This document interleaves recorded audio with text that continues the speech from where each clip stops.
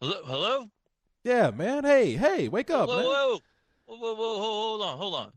Is this costing me any money? Nah, man, it ain't cost you any money. If I know anything, you're over there in Yugoslavia. You know, it gets really expensive over there. it's costing me money. Damn Oh, fool. But gotcha. no, man, you all right. Like you have money to pay for anything. Yeah, I'm I calling have you your from. money. I What's have that? plenty of money. I Oh, have your money, plenty of money. like I say, it's costing me money. I But call it the bottomless pit of money. how you doing, man? You holding things down over there in the Spill Studios? I ain't holding a goddamn thing down because you guys don't pay me shit to hold nothing down. Okay, So, business no, as usual, just as I other thought. than that, yes, exactly. Business as usual. A lot of porno and a lot of comic book reading. That's about it. That's So, about all I got here, Corey. All right. so in other words, I better hurry up and get back because we might not have a studio anymore. At your ass running things No, over no, you there. can stay there as long as you want. No, I'm having tons of fun over here with all my whores. Yeah, Well, I wish you could be here, man. There's plenty of whores where I am. As that's people, what I hear. That's yeah. what I hear. Go ahead. No, go ahead. It's people. I heard you. I heard, man. You first you tell me go ahead, then you start talking.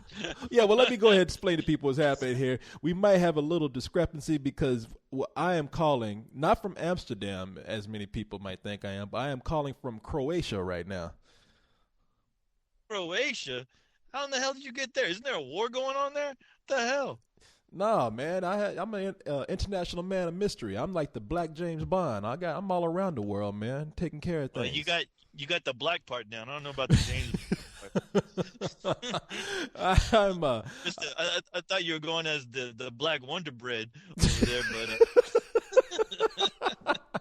man, yeah, you got me I rolling, saw your man. little I saw your funny little video animation there. You got their animation Oh, for the of the Amsterdam trip, party. Yeah, yeah. for the Amsterdam trip. Yeah, Well, man, let me tell you nice something. music video there. Oh, thank you, man. We are worldwide. I came to Amsterdam for the spill party, as people might have heard about, and that's already happened. It went down a couple of nights ago, and it was successful.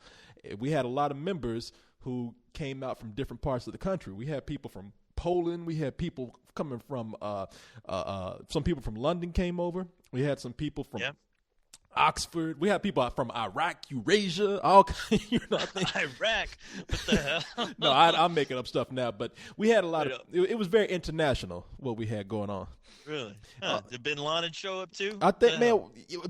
you want to know what you could have had Osama bin Laden. I don't know why we didn't call Barack Obama, man. Yeah, Osama bin Laden came out of hiding for the party. It was No crazy, man. shit, huh? Yeah. He took off his turban and went to town. Got crazy. No, he brought turbans for everybody. He brought Oh no shit. turbans and beards, man. Yeah, No he. no shit. Oh man, Osama bin Laden knows how to party, boy. If hey, I know people say Al Qaeda's kind of bad, but you know that night he let it Did go. he bring his googly-eyed, springy glasses? You know what I'm talking about? No, what are you talking about? Remember those spring eyeball glasses? I don't know if they make those anymore. The party favors with the Oh, crazy eyes. And oh, the ones where you put them on the eyeballs or on a spring and they fall down. yeah, yeah. Yeah, I I don't know remember how much those. humor you can get out of that, but yeah. Oh yeah, we didn't need no fake googly eyes. Our eyes were googly enough looking at these prostitutes out there. People, welcome to Let's Do This. By the way, very Yes. international special. Let's Do This. I am calling from a hotel in Croatia. Now my internet was working funny up in my room and it was down for a little while, so I had to come downstairs and use a special room that they have here, which is why it might sound like there's a delay because we're calling over Skype, so we might have to be careful how we talk over each other, but we'll do the best we can. Look, it's over here where I am, like it's almost 5 in the morning. Oh yeah. Yeah, and I'm trying to sit up here and stay on schedule for all these spill people out there. So I'm doing my best. Don't tell me your problems. Come on, man. How times I gotta tell you this?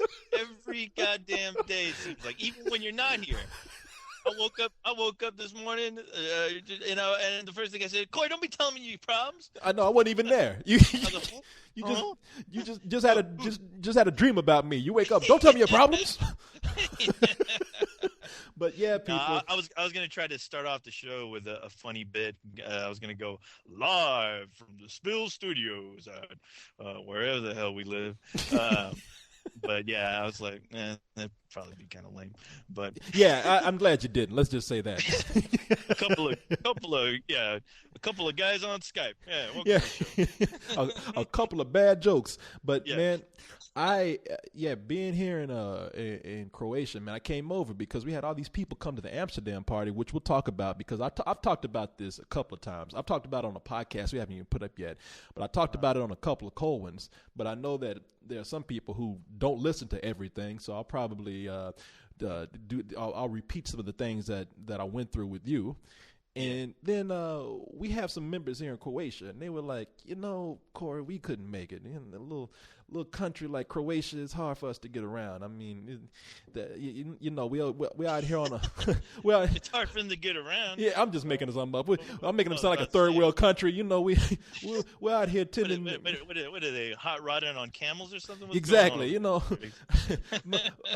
Mother that needs me to milk the goats. I can't go yet. We have to go chop down the tree to make wheels. Yes, so the father that needs me in the field to pick potatoes. No, it ain't that. No, it ain't that bad. But somebody. We make fuel with potato. Yes. Use water and bubble gum for lubricant. Yes. Yeah, there's a full moon and we must fight off the wolf man. The werewolves attack tonight. No, it's it's vampire season. We can't leave yet. No, so I I have say a horrible problem with gypsies and werewolves. in Jews, Big problems. this is the night the Jews turn into werewolves and vampires. We must stay home to protect our families. No, man. We need Obama's help. That's right. They thought I was Obama, so they asked me to come over here. Yeah. We need Obama power. No, they Not Obama, the Black Wonder. the black wonder. Black who? Blackface. Yeah, I think they want me to come over here to be friends with me. Instead, they want me to come over for entertainment. Look, we have the real blackface. I figured they mistake you for like an alien or something. What the hell is this? Man, I came here because there's some members who couldn't make it to the party from Croatia, and I said, well, you know what? I've been wanting to come to this wonderful city that they have here, the capital called Zagreb, for a while, and so I said, if I can make an easy trip over there, I will. People over here in Europe take their travel for granted, man. It's like going like 2 hours down the street is like making a cross-country trip for us. Going 2 hours down the road for them is like us trying to travel from like New York to L.A. So they take it for granted over there. But I mean, over here where I am now. But I'm like, okay, so it's that easy to get to Croatia from Amsterdam? I'll go. So I went ahead. You took a train? No, I took a plane. Oh, you took a plane. Okay. Yeah, no, it's an easy flight, man. It's like an hour and 15-minute flight to get to. I remember taking a train from London. Where were we? From Paris over to London. Yeah, the 2 hours. 2 hours, Corey. Bullet train. Oh yeah, no, it's easy to get around here, man. A lot of people take that for granted. All these countries are very close to each other. At least for Americans over here, they're like 2 hours. Oh shit, that's traveling across the universe. But we're like, shit, that's nothing for us. My sister lives in Houston, which is 3 hours away from me. Do you know how many times I took that trip? Shit, one time I went to Houston. Drove there to see my sister, drove all the way back to Austin 3 hours, and then I realized I left my cell phone and drove back. Went to go get my cell phone and came back. Walked through the house like I left my keys out in the car. Oh shit, I forgot my cell phone. I better go back to Houston. So it's funny because I took a trip to San Marcos. That's usually about 30 minutes or so. Yeah, and that trip took me a whole 5 hours, and that's because I did a lot of drugs. Yeah, you went to San Marcos in your mind. That's what happened. Not good to do that kind of stuff and have to drive back home. Well, then you might not want to go to Amsterdam because there's a lot of drugs and everything else there. Now, kids, I heard. Yeah, kids. What's that? I actually got an email. That I need to read to you later. Because someone emailed me concerned about what you were doing over there. Oh man, was it Ghost Rider? I'll read it to you later. No, it's somebody who I can't remember right now, but no, nobody too familiar. But yeah, they sent me an email and they were very concerned about you. So, Oh, hey, don't worry actually, about the Black Wonder here. I'm doing just here, fine. I don't need no help. here, let me see here. Well, you know what? But go ahead. Go Yeah, ahead. What you're saying? yeah. Let's go ahead and get around to that in a little while. Because All right. we're gonna get the show started. People, here's what we're gonna do. I guess we're going to talk about my trip so far because it's late, and I don't. It's not because I want to brag about my trip. I just don't know what else to talk about. I was asleep before I got on here, like right before I came on with you. In Yeah, fact, you did. Yeah, that's why I was late because it's almost 5 in the morning. I laid my head down because I was on the bed, like taking the equipment out to make sure I had everything, and I just said, well, I'm just gonna lay down for just about a minute. It was like 15 minutes later when I woke up. Like I dozed off asleep, so. Mm-hmm. Yeah, so I don't know what we're going to talk about because I didn't really get anything prepared. But Once again, Corey, don't tell me you goddamn. No, here we go, man. But let's get on with the show. Let's do this, Corey. Yeah, so we'll talk about that. We'll talk about some. Now I don't know how it's going to be with you and I being in two different locations, but we're going to try to talk about some videos that I've seen, especially one that I meant to get to last week that I think is going to be funny for you. We're going to talk about some things that happened when I left. That's in the news, man. Oh, yeah? Yeah, something crazy. I mean, it's kind of old news with people, but I just want to comment on it because it's like, God damn, I leave the country and this happens. Oh, so I think I know. I think I know one of the things you're talking about. Yeah, you probably do. We'll see how well we think alike. And then if that's not enough, we'll even read a few emails. Like you said, you have one right there too. Yeah, I have a few of them actually. So we'll look through them. Actually, I've already looked through quite a few, and they're not that much better from last week. So, but I'll do my best. I don't want to piss you off, Corey. I know you got very little sleep, and you just turn into fucking the Incredible Hulk when you read half of these. Well, let me just say I'll this. do what I can. I'll do what I can to move the show along. Let me just say this. If we have any emails that says, "What is your favorite?" skip over that shit. What is your favorite? We making fun of Croatians talking about werewolves and vampires. We have to read one of them. Color? Yeah. What is your favorite? Man, if you do that, they're gonna have a wild black man running through Croatia because I'm gonna lose my mind if you do that. They even did that last week when we had a couple of cold ones because Carlisle always says. Well, hey, I don't like reading these general emails. And I'd be goddamn if he didn't read one that was like, guys, what is your favorite so-and-so? I was like, I'm going to lose my fucking mind, these people right here. But so let's just see how the show goes, people, and we can guarantee you. Now, we always say this, but we can guarantee that this is probably not going to be one of those 3-hour shows. It's just not going to happen. So... Sorry. I got to go to bed. I mean, my time clock is thrown the fuck off right now. So Corey needs his beauty sleep. Plenty of it. That's right. Let me tell you. Done got ugly these past few years because I ain't sleeping too well. So not that I wasn't ugly before, but damn. Ugly tree ran away from your ass. You know how people said, yeah, you get hit with an ugly stick? Shit, somebody picked up a couple of ugly trees and hit me on both sides of my goddamn head. But man, okay. So now that since I'm in a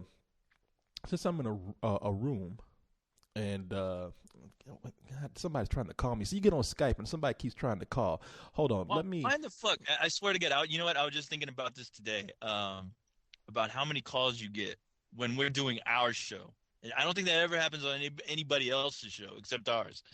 I don't know how we're plagued with that, but it's crazy.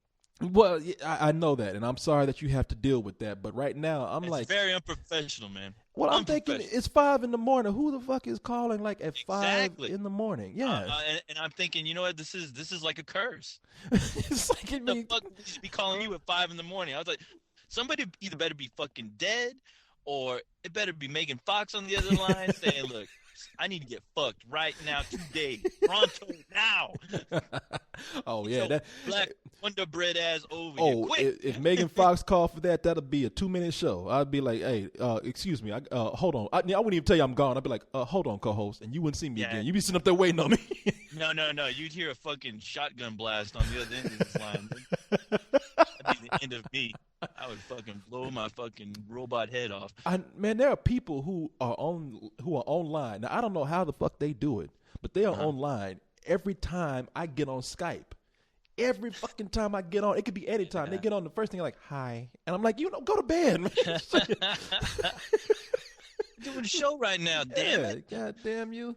But okay, people, that's where I was. I'm in a room here, so I can't scream, let's do this like we usually do. So I'm going to say it. But you're gonna have to like put some extra energy in there for me. Okay. All right, I'll do it. All right. Okay, people. I can do this. I got my ass out of bed. I'm sacrificing sleep and time to do this show for you. So I'm ready. I'm ready. Okay, well, hey. Is Skype ready? Is Skype ready? Are you ready, Skype? Yes, Skype is ready. Shit, not only is Skype ready, but apparently there's a lot of Spill members who don't ever go to fucking sleep that are ready. So they're ready. They're ready. You're ready. We told you what the show is about. Everybody should be ready. So, co-host, I'm ready. You ready? Wait. Oh, God damn. What the hell? Wait a minute. Hold on. I think they want me to get out this room because I'm talking too loud. Hold on. Goatsy, what the hell? What the hell is going on with this, man? How does this goat hanging out over there? This goat, man. This goat is beginning to scare me. This goat follows me wherever I'm. And look at this. He's got a little Croatian girl milking him right now. Oh, my God. Well, take plenty of pictures.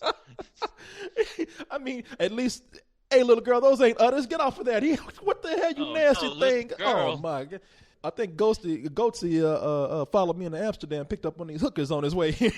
Yeah. Be careful taking pictures of that because I think there's two different kinds of laws you're breaking right now. Yeah, Goatsy's getting milked in a different way. Hey, all right, so Goatsy, you follow me here. You must be ready. I'm ready. Co-host, are you ready? Okay, you ready? Yes, I'm ready. All right, let's do this.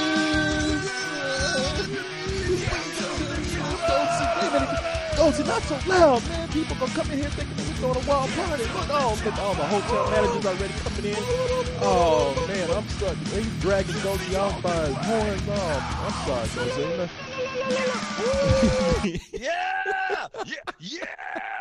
Yeah, you make it sound like they getting ready to blow up something over here. It's not that kind of country, man.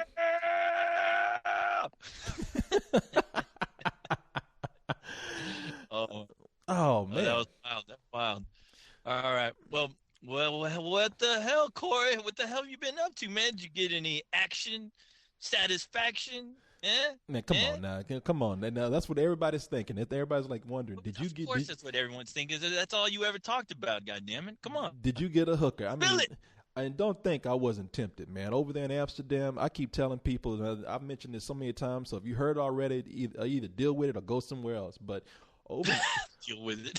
Over in Amsterdam, man, it is just like they say. They got hookers in the window for your pleasure. I mean, just a dime a dozen. A dime a dozen, I hear.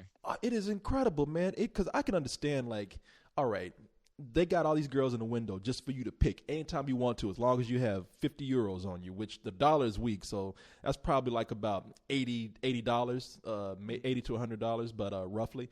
But man, the girls are out there just hanging out in the window for your taking, as long as you got the money, and they are hot. And I'm thinking, okay, looking at this stuff on TV, it's a little exaggerated. Like, you get the one girl that's hot or two, and they cost a lot of money. You know, that's the premium girl. You know, that's the girl that you get for like $200, $300. Mm-hmm. So that sounds about the same as here, though. But no, see, it's not the same because it's not like that. Almost every girl is fucking hot, man. Oh, really? Like model hot, right? Oh, I'm wondering, like, how hard is it to live in this country that hot girls like this got to go to be prostitutes? Because if you lived in America, baby, you know, it'd be somebody ready to take a picture of you and put you in a magazine.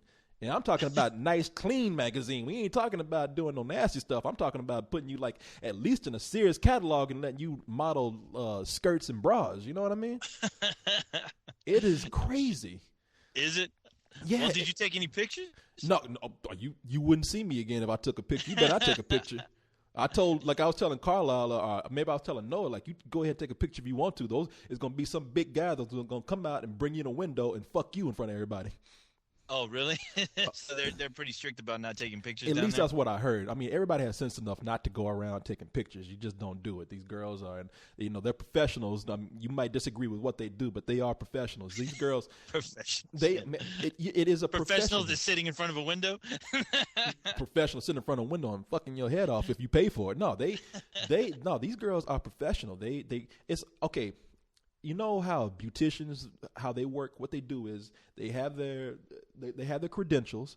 Then they go and they rent a spot at a salon. They have that chair that they rent. So these girls, they have a room, a window that they rent, and and that's their place of business. So they work for themselves. I mean, they are professionals, and so you go in there, and the only thing that they have that is protecting them, because they don't have pimps, they got these houses that they work in, and they have a panic button, so you can go in there and fuck around if you want to, and then so some dude's gonna come out of there and take care of you real nice. All right, so if I go over there and I whip out my fake penis and try to wash the window with it, there's a good chance that big motherfuckers it's gonna come out and fuck me up. Okay, now you see how you talking about bringing a fake penis and you're gonna rub it up against the window. See, your fake penis would be confiscated. Now, if I tried to do that, my real penis would be confiscated. I wouldn't get it back. You know what I mean? I just tell the guy, hey, I'm washing the windows, man. You should be paying my ass. Yeah, I'm the window washer. This broad. Yeah, I can't see her. Hey, she's working, I'm working. It's my job to wash the windows. This window's dirtier than she is. I have no hands. I have to use my penis. Please, come on. I'm working here. Yeah, it's been scientifically proven that windows are cleaner when you wash them with your penis. Excuse me, sir. How unprofessional of you to lay your hands on me while I'm trying to wash the window. Let me OxyClean them with a couple of squirts. With the pure white. Yeah. But nah, now the later it gets, they start pulling out the B team, the C team, the D team. It's gonna get to a point where you're gonna see like your mom in the window at some point. It gets downgraded as the night goes on. Any spill members end up in the windows? Yeah, I think I saw Cyrus with a wig in one of those. Does it look like Travis Bickle's picture? Yeah. That fucking nightmare of a picture. It is funny. It's funny how people, we talk about the big guys, so they have to come out and take care of the customers if you get out of line. Yeah. Like Cyrus is sitting up there reading a comic book, and you see a big guy, get back to work, you motherfucker. God damn. I would pay money just to see that. I would pay money just to see Cyrus get fucking berated by a fucking bouncer. Get back to work, you fucking comic book reading motherfucker. Boy, you better be sucking lots of dicks tonight. You like reading those comic books? Yeah. They're not for free, Yes, Cyrus got a habit to feed, man. People usually got problems like crack and meth and all kind of drugs. He's got a comic book fetish to feed, man. It's gonna take a lot of dick sucking to get all those comic books you want. To get them funny books. Could you imagine Cyrus in there with a wig on dancing in front of the window? Oh, I can imagine Cyrus in anything. I can imagine him in a donkey suit. And a goddamn rooster outfit. But man, we were joking now, and I'm serious about this. Now we seen. Okay, it's time for a segment of Leon bashing. Oh shit! What did he do? Okay. Now these are people. Get this, man. These are people who are in Amsterdam. People who have not been to America, but just know us by the podcast that we do and by the website. And there were people over there talking shit about Leon, talking about, yes, if we let Leon out here, we never see Leon again. Yeah. Oh man, if Leon swallowed him up. Yeah. If Leon loved the strip club, his head explode here. And I'm like, whoa, these people know. You're gonna see Leon on a goddamn carton of milk. With a smile on his face. Yeah. I told them that Leon would be in front of those windows where the girls are, with $1 in his hand, just banging his head against the glass, trying to get this dollar to him. It's like Leon would be Leon would be an official fucking window cleaner. yeah. They wouldn't get his ass away. I mean, it's Leon, because if you've seen Leon at the strip club, when he gets in a trance when he's in front of those girls on the pole, here, he'd be there 24 hours, man, trying to give that dollar to that girl. It's like, Leon, she's not a stripper. You know, and his dumb ass would be trying to give her an American dollar. Like 50 cents. That's what he does. It's like using anything, using coupons.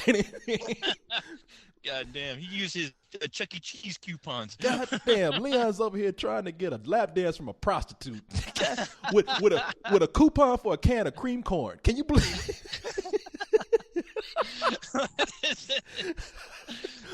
Hey, this ain't no food drive, motherfucker. I know. You can see the chick even up there trying to press the panic button to get Leon away. And even the bouncer's like, nah, this is too funny. We want to see how long this motherfucker's gonna be here. Let's see where this goes. You see that strip? No, I'm sorry. You see that prostitute getting off of work? Leon's still at the glass. You know in zombie movies how the zombies beat on the glass trying to get through? Yeah, that's Leon trying to get through that glass. Hey, baby. Hey, baby. Oh, my God. But yeah, man. So, yeah, late at night, I mean, they start bringing out in the windows. They start bringing out girls that are, and I don't look this, and I imagine they do this because there's girls for all types of guys. Like there's all kind of guys out there who wants a variety of girls. So that's when they start bringing out the girls who are a little chubby, and that's when they bring out the women who are a little bit older. And like I said, that's probably not something that everybody wants, so they keep them out of the way during the day or during prime hours. But there's guys who want that shit. You know what I'm saying? I mean, I saw somebody's grandma sitting up there on a walker trying to dance in front of those windows, and somebody was waiting in line for it. Damn. They got chicks with dicks. Cyrus's favorite. I think they got all that, man. They got, and if let's just say you want to be dirty, but you don't want to go that far. They got, of course, the live sex shows that happen. Okay, now I know a couple of guys who went to some of the live sex shows, and they both told me it's like the worst thing you'd ever want to do. One of my buddies was like, if you ever want to imagine your parents having sex, the one that he went to, that's exactly what his experience was like. He's like, whatever you do, it may sound somewhat cool and interesting, but don't fucking do it. Don't ever do it. Yeah, well, I don't plan to because it costs too much money in the first place. Yeah, how much do they charge for that?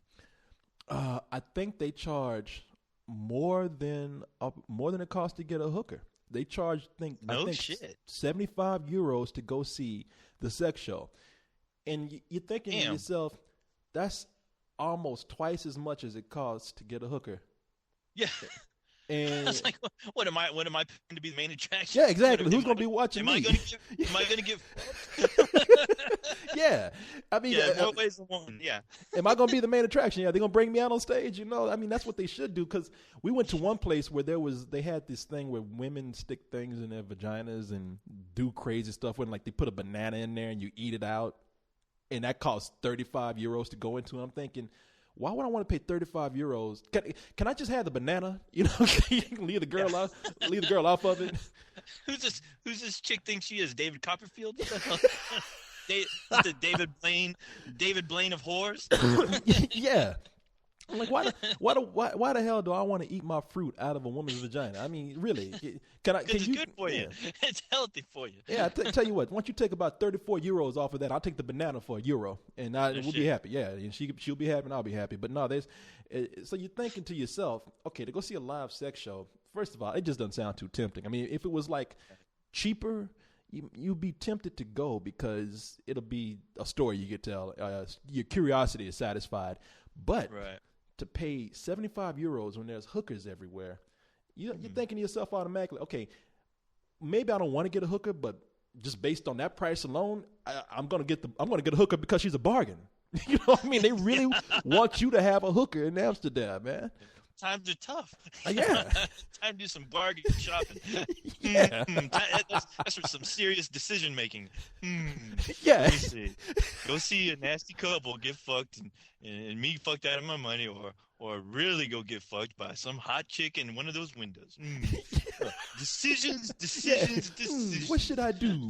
Yeah, you're thinking to yourself, you're exactly right. You're thinking, do I want to go watch a couple who probably aren't that good looking have sex on stage for 75 euros, or do I want to go to a really hot hooker and get the action myself with nobody watching?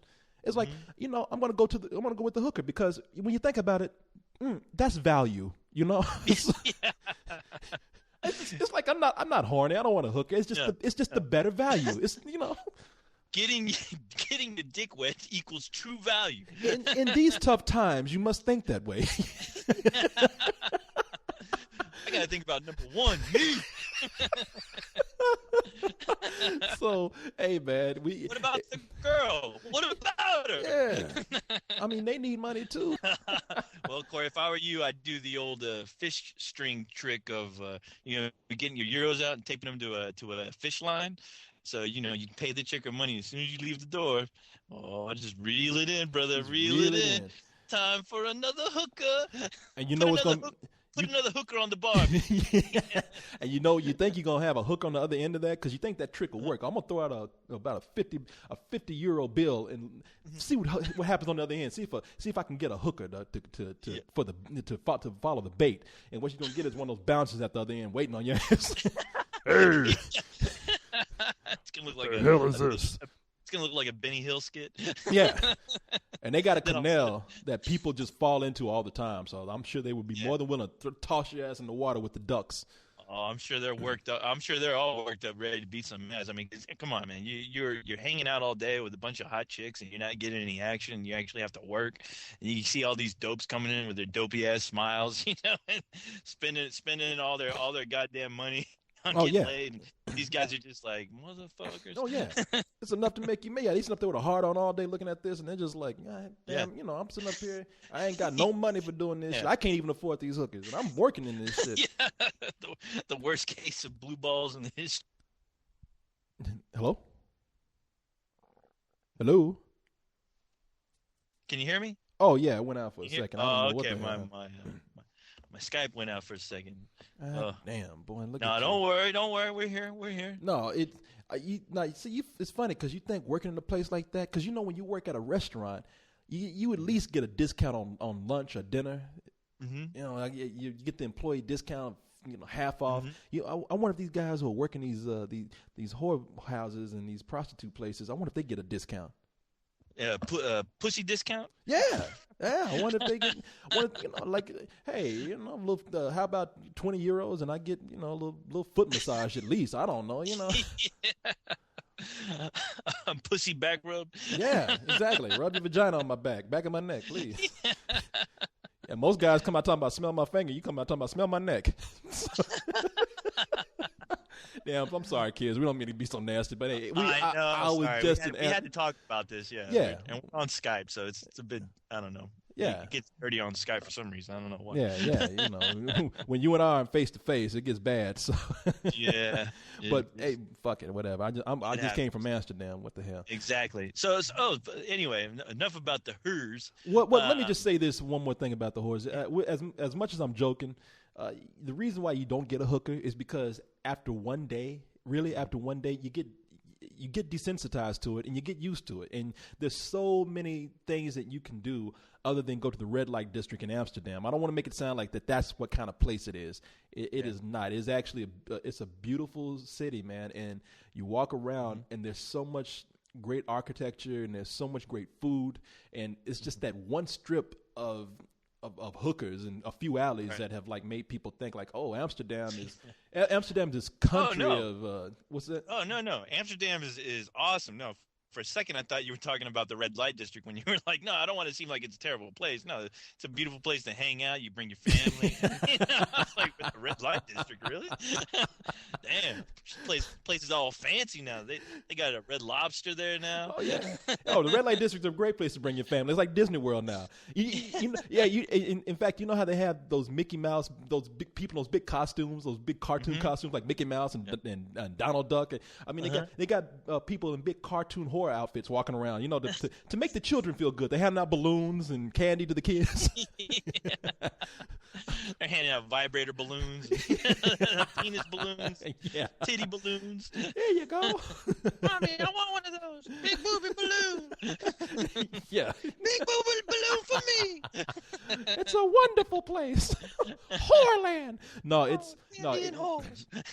The rest of the country, the rest of the city is beautiful, man. There's a lot to see. It's just this one part of Amsterdam that's making it seem like Amsterdam is this like I described it as Sodom and Gomorrah. I mean, that's what, because I mentioned that Fox News is trying to make it look that way a lot, and it's not like that at all, man.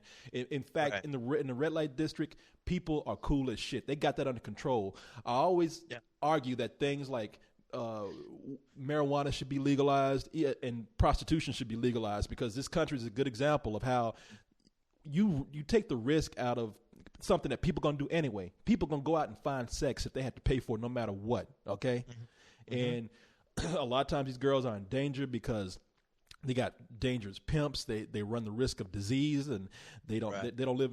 They're not working in controlled environments where there's all kind of drug use that's happening, and so the disease is spread either from needles or from having sex without the proper conditions. And over there, it's very clean.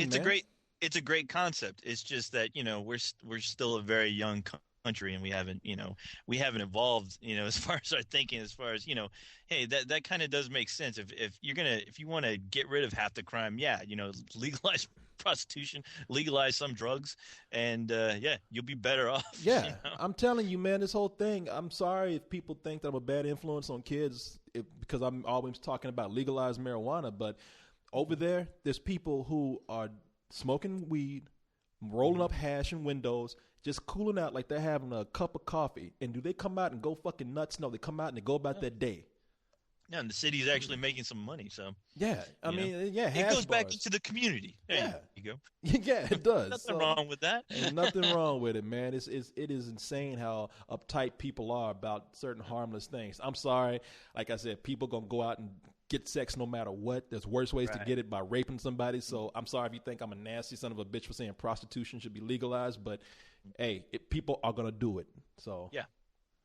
But anyway, so why don't you make it nice and presentable like the red light district does?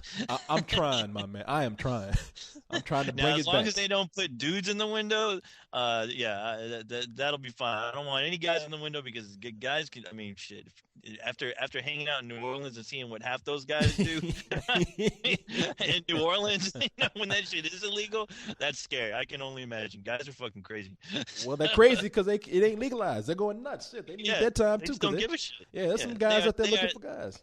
They are not classy like women. I'll tell you that much. Well, I tell you, man, the reason why guys don't really need it is because guys, and I'm telling you, as a guy who has gay friends, they will tell you, the gay man will say, hey, look, you know how it is with us. Yeah, guys are horny all the time, and guys are gonna fuck each other no matter what. If they're gay and they want it, they just say it ain't none of that. Let's go to dinner. Let's have some foreplay. Like, let's fuck and let's do it now. Yeah. I don't care who's looking. And you know it would have to be only gay guys doing that, because I know at least it would just end up being comedy if they let straight guys in these windows trying to pick up chicks. Oh, please forget about it. It'd be like the fucking zoo with a fucking bunch of monkeys going nuts. You can be the most handsome guy in the world, but if you in one of those windows and you're straight and you're trying to get girls, you're gonna get laughed at. It ain't happening. Exactly. It ain't happening. It's gonna be the new comedy clubs. Gay guys, man. They'll tell you, hey, we were ready to go. It's like it makes you wish. Now, people always think they make accusations of me being gay, and they think I'm gay. And look, I can tell you I'm not, because I wish I was, because it is so easy when you're a gay man. If you want to get laid, they make it sound like it. Look, you might not get what you want that night, but you're not gonna have a hard time like you are trying. Like, to try to get the ugliest girl sometimes is hard for a guy. And, oh, really? I wish I had that problem. Yeah, you do. Because you don't get nothing. That's why you don't have that problem. No, guys are like, even for you got to do work just to get a half-ass looking girl that you want. I mean, but for us, it's like, hey, you have to work to get ugly chicks' attention. Yeah, they say, look, you know how girls are kind of, and they should be. They're kind of wary about that thing. You know, they don't want to. Girls aren't there trying to throw themselves to any guy, even the ones who don't have that many prospects because it's dangerous. Yeah. But guys, come are on, like, ugly, I'm doing you a favor. Yeah, hey, come on. You know what I'm saying? Oh, you're wrong, man. Hey, I'm trying to help you, okay? Exactly. Jesus I'm doing work Christ. for charity here. Yeah. But no, man, now they get have out of that wheelchair and let's have some sex. And let's go. Jesus, how hard do you have to try for this? You know, there's an ugly chick behind you just waiting. But man, I'll give you a real ride. Zoom. But man, they have guys are talking about like, for that work you put into for that, we might not get what we want that night, but we're gonna get something if we want it. That's just how easy it is because guys are horny, you know, that's it. There's plenty of that in New Orleans during Southern decadence. Yeah, but hey, I'm surprised you don't have guys because, like I said, guys need that thing too, but guys ain't gonna pay for it because it's too easy for them to get it. So yeah, I'm actually surprised if there hasn't been any case where somebody screamed discrimination because they couldn't be a prostitute in a window, you know? Yeah, but that's true. I wonder. That's a good point. Yeah, who knows how they have that whole system down over there? So yeah, you ought to go investigate that. You ought to go back, investigate, fly back, Corey, and report to me next week. I know. I'm getting the hook, and I'm like, oh, this is investigative reporting. This is journalism.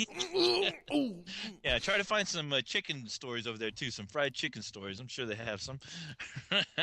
You know, in this country, I haven't seen too much. Well, in Amsterdam, the city of Amsterdam, I haven't seen too many fried chicken places, man. Not at all. They fry a lot of shit over there, but not chicken. You don't see no chicken anywhere.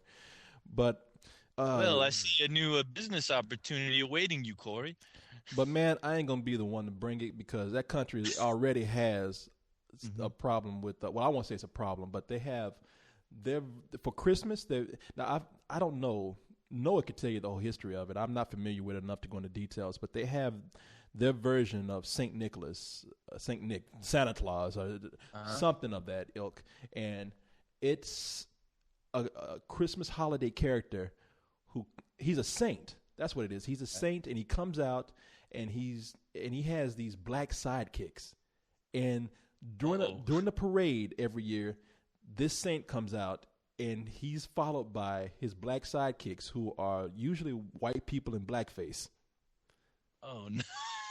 God, we can't get away from that, can we? And I'm like looking at this, and I don't get mad because even a few of the black people over there, they're kind of like, well, we grew up with this, and that's the crazy thing. You see a lot of black people speaking Dutch. You see everybody over there speaking Dutch. Yeah, you see Asians. I just found a picture online of what you were talking about, and it's this Look guy. at you. You know what? It looks like it looks like the Pope, except he somehow managed to age like 50 years without a haircut. And, yeah, it's like Santa Claus dressed up as the Pope, and you have a bunch of people in blackface with red lipstick on. Yeah. And it looks like something out of fucking Alice in Wonderland. Yeah, fucking crazy. It's like instead of Santa Claus being drawn by 8 tiny reindeer, he's being drawn by 8 tiny black faces. Yeah, it's crazy. I mean, and the black people, there was one guy I hung out with, a real cool guy named Ryan, and Ryan is really cool, man. He's like he's a pilot and a young guy too. He's a pilot, and he said he's gonna come over and take us flying sometime. You know, we always say this shit, it never happens, but he's a black dude. Where's he gonna fly us? I don't know, around the block. Yeah. But he's so this dude, man. He was talking about how the blackface thing. He wasn't too comfortable with it, but he said it's just something that you grew up with. And see, this is where we don't get mad at people because we know that they didn't really mean anything by it. It's really a cultural thing for them. Now, do I think as we become more international, should they be more sensitive to something like that? I think so. But I'm definitely not over there protesting, and I got a picket sign on my hand saying, I will boycott this country until you get rid of the black faces. Yeah, you run in the middle of the parade. Stop this. What the fuck is going on around here? Enough is too much. Are you gonna be like the black sheriff in Blazing Saddles? Like, who the fuck is this guy? He wore a blazing saddle. Yeah, I'm out there dressed up in my cowboy outfit. You know. Now look here. Hey, somebody did send me a picture with you wearing a pink cowboy hat for some reason. I don't know. Well, I don't know what you're doing over there, Corey, but what happened was Paul. You probably remember Paul from the London party. Paul saw that. Oh yeah. He saw Travis Pickle's picture where he drew me in one of those pink cowboy hats, and he bought one and brought it over. So I just man, I'm not wearing this hat all fucking night. I'll take a couple of pictures on this boat ride so you can say I put it on. Yeah, well, you took the pictures where it counted on a boat ride. On a boat ride, exactly, where nobody could see me. Because on land I wasn't gonna do that shit, but on a boat it's all right. Well, don't worry, because they're all over the internet now. So yeah, but hey, look, the blackface minor complaint. Amsterdam's a beautiful city, and like awesome. I said, everybody's used to what we consider to be some of the rogue behavior, the roguish behavior that goes on there. But for the rest of the place, I mean, it is beautiful. Nice cafes to eat in, like I mentioned, wonderful architecture. It is great. So I highly recommend people visit. Then I went ahead and came on over here to Croatia, which is it's a nice place, man. Again, a lot of great architecture. But talk about a country where you totally stand out. You know, it's like, yeah, I know. I'm sure. Yeah, they're like, okay, when they saw you, they're like, so where is your UFO? What is your spaceship? Flying ship? Yeah, where is your flying? How do you say a saucer? How do you say UFO flying ship? Where's the space flying thing you came down in?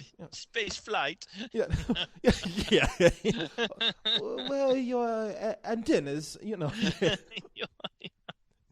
You have the tail, right? You have tail hidden in your pants. No, it's no. They are. I'm surprised people aren't like, hey, look, Barack Obama, he visited. It's a Barack. I don't think they get TV in Croatia.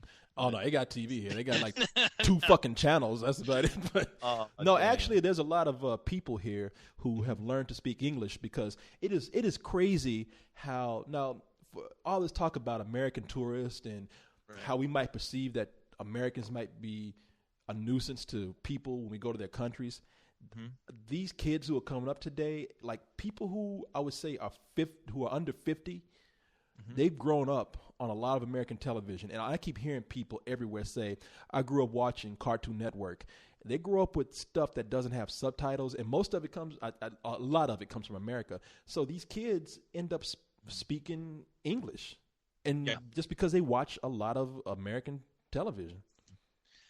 And that's bad that we have Telemundo here and we can't speak a lick of fucking Spanish. Isn't that we sad? have Telemundo here and we can't. Yeah, we can't speak. We get taught in school. We have Mexicans that live around us, and we can't. We still can't learn that shit. And we still can't learn that shit. No. ¿Por qué? No. ¿Por qué? ¿Por qué? Yeah, all we know is sí and no. You know, that's it. And no is already our word, so it's like cerveza. I know cerveza. Oh yeah, you get drunk in a minute. You know cerveza and baño.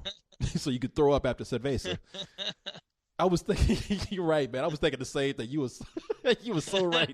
It's like we can't speak a goddamn word of anything. Barely English we can speak. Dopey ass Americans. I have to tell you, I'm not anti-American. I love the country. I can't wait to come back home. I'm not looking at this. Already talking like a foreigner. I love the country. No, but really, you're already guilty of something. I know. Yeah, I'm coming over here a conspirator, you know, a saboteur. But you do come over here and you listen to all these languages that people speak. Like over there, people who they would be geniuses over in America because, like in Amsterdam, there are people who speak 2-3 languages like it's nothing, and they get taught in school and. They say, yeah, it's no big deal. We just pick it up as we're in school, and then we watch a lot of TV, and we pick up all different kind of languages. And you just sit up there feeling like the dumbest fucking idiot in the world. Oh, yeah. Yeah, we still are. Yeah, at least I am. We feel that way, but we don't do a goddamn thing. No, proud of it. It's like, shit, I want to speak all those languages. Shit, I barely get by with one. It ain't my problem. Yeah. Most people, unlike us, most people like, I ain't going over there anyway. What I need to speak that shit for? I don't get paid to know shit. Yeah, exactly. Shit, I'm going to sit up here with my hand in my pants and watch cartoons in English, bitches. Yeah. I'm ignorant. And happy about it. Yeah, I was like, I'm ignorant. It pays not to know.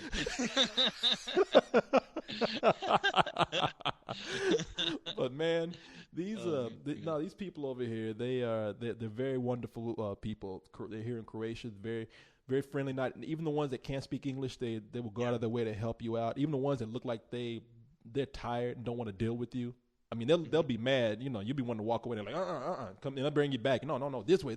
You know, and it's like, okay, all right. So people they really do want to help you here, man, and they're glad to have you. One guy was telling me tonight, he's like, look, regardless of what you hear about the country and how tourists might seem like they're pests, we love having the tourists come here, not only to help the economy, but it's just exciting having people here from other countries show up. He's like, you know, Croatia's a small country, and Zagreb is not exactly a huge city. So they're like, for anybody who comes over here to visit, we're grateful. So yeah, that's cool. Well, hopefully maybe someday I'll get to go visit. So. Yeah, man, it really, one of these days you will, and we're going to travel together and we're going to go see these places because it helps to have people, one, either let you stay at their place, two, it can show you a cheap place to stay, and three, come around and show you around, even though a lot of times it's good to go out on your own. That's why I like to travel alone, because it's really good to throw yourself in situations where you don't know how you're going to get from point A to point B, and you're just going to have to use your wits and your ingenuity to get by. And once you do, you realize it's not really as hard as I thought it was. Yeah. No, I actually do. I do enjoy traveling alone, especially when it's straight down the street, because that's usually the only place I can go. Thanks to your ass, you don't take me nowhere.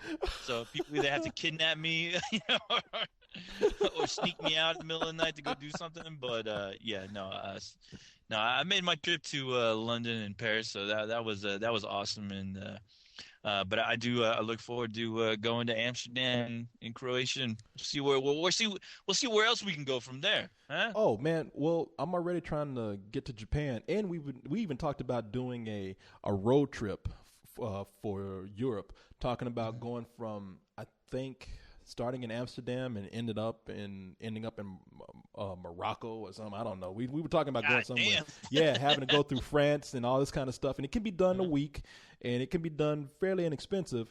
And we were talking about getting a few Lucky Spill members together. Whoever wants to go, about 10 people, maybe a little bit more. I don't want to overshoot. We said 20, and I don't want to flatter myself, but we said if we get enough people who want to do it, we're going to do a caravan across Europe for about 5 days and just see what happens, and kind of document it and see what we get from it. I kind of get the whole thing on video and all kind of stuff, man. So I tell you what's gonna happen. They're gonna end up blowing up that goddamn van. See all you motherfuckers. You're gonna think there's some kind of fucking invasion going on. Like, I think it's an alien invasion. Alien,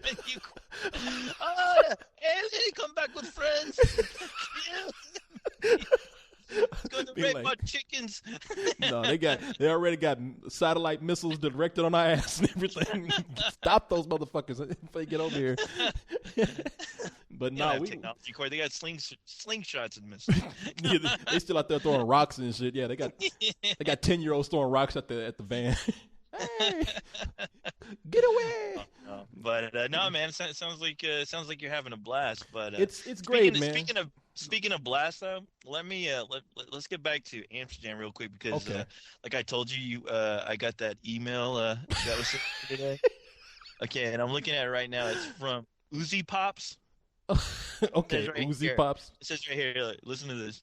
Hey man, has Corey ever smoked weed with you? And this is how it's written, so bear with me. Oh. Yeah, it says, "Hey man, has Corey ever smoked weed with you? Because in Amsterdam, someone fucked him up by asking him if he wanted a space cake, and Corey said yes, without any idea of what it was other than a brownie." Okay, That's all right, man. Look, this motherfucker already got an email from him. I know you're talking about. Let me read you my email from him, because I got one too. Okay, I know exactly what you're talking about. Check this shit out. He said, "This from Uzi Pops." Yeah, motherfucker. Look, hey, bro. and he wrote this shit crazy on my email too. I thought you were just trying to be pure for the youth of the site. But you really haven't ever experimented with weed and other low drugs? What the fuck, bro? Are you too afraid? Are high and mighty? Or is beer and pussy your only cup of tea? That's awesome. Oh my God. Here, hold You on son real of a quick. bitch. I'm about to write that on my spill page. Is beer and pussy your only cup of tea? That's genius. Put that on my page right now.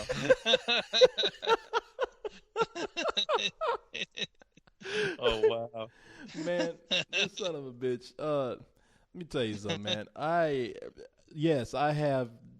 have done weed. Yes, as you say, I have smoked. I have not even experimented with weed. I smoke weed occasionally, and I don't do it a lot because I don't encourage people to do weed because it makes you lazy. At least it does with me. And I can see how people can become potheads and don't want to do shit all day. It's like I can't do this. If I'm in an environment where it's a party or something's going on, I might partake a little bit, and then I have to be done for the night, and I have to get ready to be to sit down for a little while and not drink anything. Might even fall asleep. So I don't recommend people do a lot of weed. I'm still not against making it legal, but I'm just saying, just like with anything, it's just like with drinking or anything. You got to be responsible with it. And as we know, we're not always all responsible with it. But yes, it's not that I haven't experimented with weed. Yeah, I smoke weed all the time. I mean, when I say all the time, like about once or twice a year.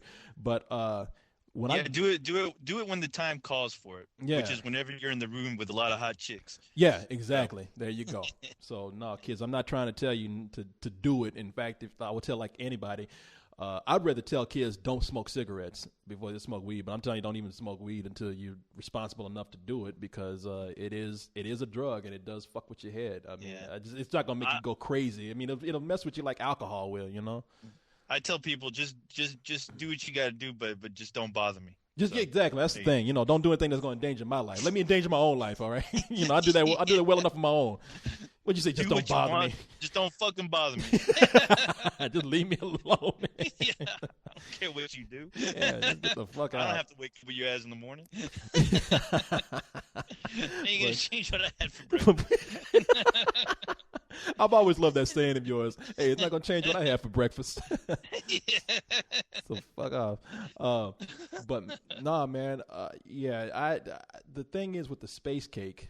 I have not had space cake before. Like I say, I'm not a big weed smoker. So I don't know everything that's in the dealings of hash and marijuana, especially with hash. It's like hash is something that you really can't get in America. Way more potent over there too. Yeah, and hash is something that'll keep you. It's mellow, man. It's not gonna. It doesn't mess with you like weed. It's real mellow, and it's best that you get it like in a cigarette, because any other form they tell you is not good. And I learned that the hard way. Like of course I've had marijuana brownies, but I've never had space cake before where it was baked with hash, because hash is just not easy to come by in America. Yeah, and that takes a little bit longer for it to hit you, because you have to digest it, and I guess the THC takes a little bit longer than if you were just to smoke it. But man, it will mess with you, like that dude in Training Day said, big time, bro. For some people it doesn't. I mean, like the guy that we were with, I mean, he had some. I don't know if I ate more than he did, or if he just had a part of it that wasn't that bad. Because what I had, like, look, I'll tell the story for people who haven't heard. I'll try to make it quick. I want to give you the abridged version. If you want to hear the whole version, listen to it on this podcast. It's coming up with me, Noah, and Yannick the Krav. Or listen to it on a couple of Coens. But yeah, basically, we were on a boat, and I was sitting with Paul and this other dude. I don't want to say his name because I don't know if you want. But anyway, we were sitting there. And he's wanted. Yeah, he's wanted in 50 states. That's why he's over in Amsterdam, because he was fleeing the country. So they say, hey, you want some space cake? And I'm like, yeah, sure. So I'm eating. I'm thinking it like when they say space cake, I'm thinking it's a mild version of marijuana brownies. You know, they're just eating it like it's nothing. That's the other thing. It's just like it's so casual that you don't think it's right out there for everybody to get. Right. So I'm sitting up there chowing down, and I get off the boat after the boat ride, because Noah set up this big boat ride for us. And I'm walking, and all of a sudden I say to myself, because they're having a carnival and there's a ride going on, and I'm about to get on a ride, and just in the back of my head it clicked, like, I do not need to get on that. For some reason, I just don't need to ride this. In fact, I need to get away from everybody. I need to have some time to myself. So I walk away, I leave, and I go to this bar just to sit by myself, and I'll I'll have a drink, and I'll be ready to get back with people because we'll be eating dinner and things will be fine. So I tell them to give me the strongest Belgian ale that they have, which was Duvel, and I've already had space cake, which I'm not even thinking about. I've had a couple of beers, and I'm drinking a strong Belgian ale, all on an empty stomach. Now, as I'm sitting up there drinking, the cake I don't even think about it. Like I don't even remember eating it because it was so casual. And I'm sitting up there talking to the bartenders, and then this bartender comes over and she says, "So where you from?" And I'm talking to her, and all of a sudden I see the background just kind of moving, and I'm hearing myself talk, but I'm having trouble spitting those words out, man. I'm like, I'm from Texas. And I'm like, what the fuck? Tibba. I'm from Tibbity Toobity. You became Pootie Tang? Yeah, You transformed into Pootie Tang? Is that what happened? I'm from the high file and the pitty tang. I'm the ibby file and the pitty tie. But man, I said that, and I saw her looking at me crazy, and I got all paranoid, and I drank from the rest of my Duvel because I was like, man, I don't know if I said, is this the beer doing this to me? I'm still gonna drink it because I bought it, but I was like, is this beer that's making me like this? Because my legs got cold, my head got light, and I felt numb in some parts, and it was a cross between like feeling really good but feeling like really tired and just tingly in that bad way. Like I can't shake this feeling. I got to get it off. So I got up and left the bar. Just like, and they were like, "Hey, thanks a lot, sir." And I was just like, and so I walked out. Yeah, high five on the titty tie. That's what I told them on my way out. 80 pound a high five, But I walked out, and they had been looking for me the rest of the party because it was all 20 people out there walking around with this fucking carnival. That's another reason why I left. I was like, I can't keep up with this many people. Let Noah handle this. And I get out there, and there's this one guy that I run into, and he says, "Hey, man, we split up into 3 parties, and everybody's looking for you."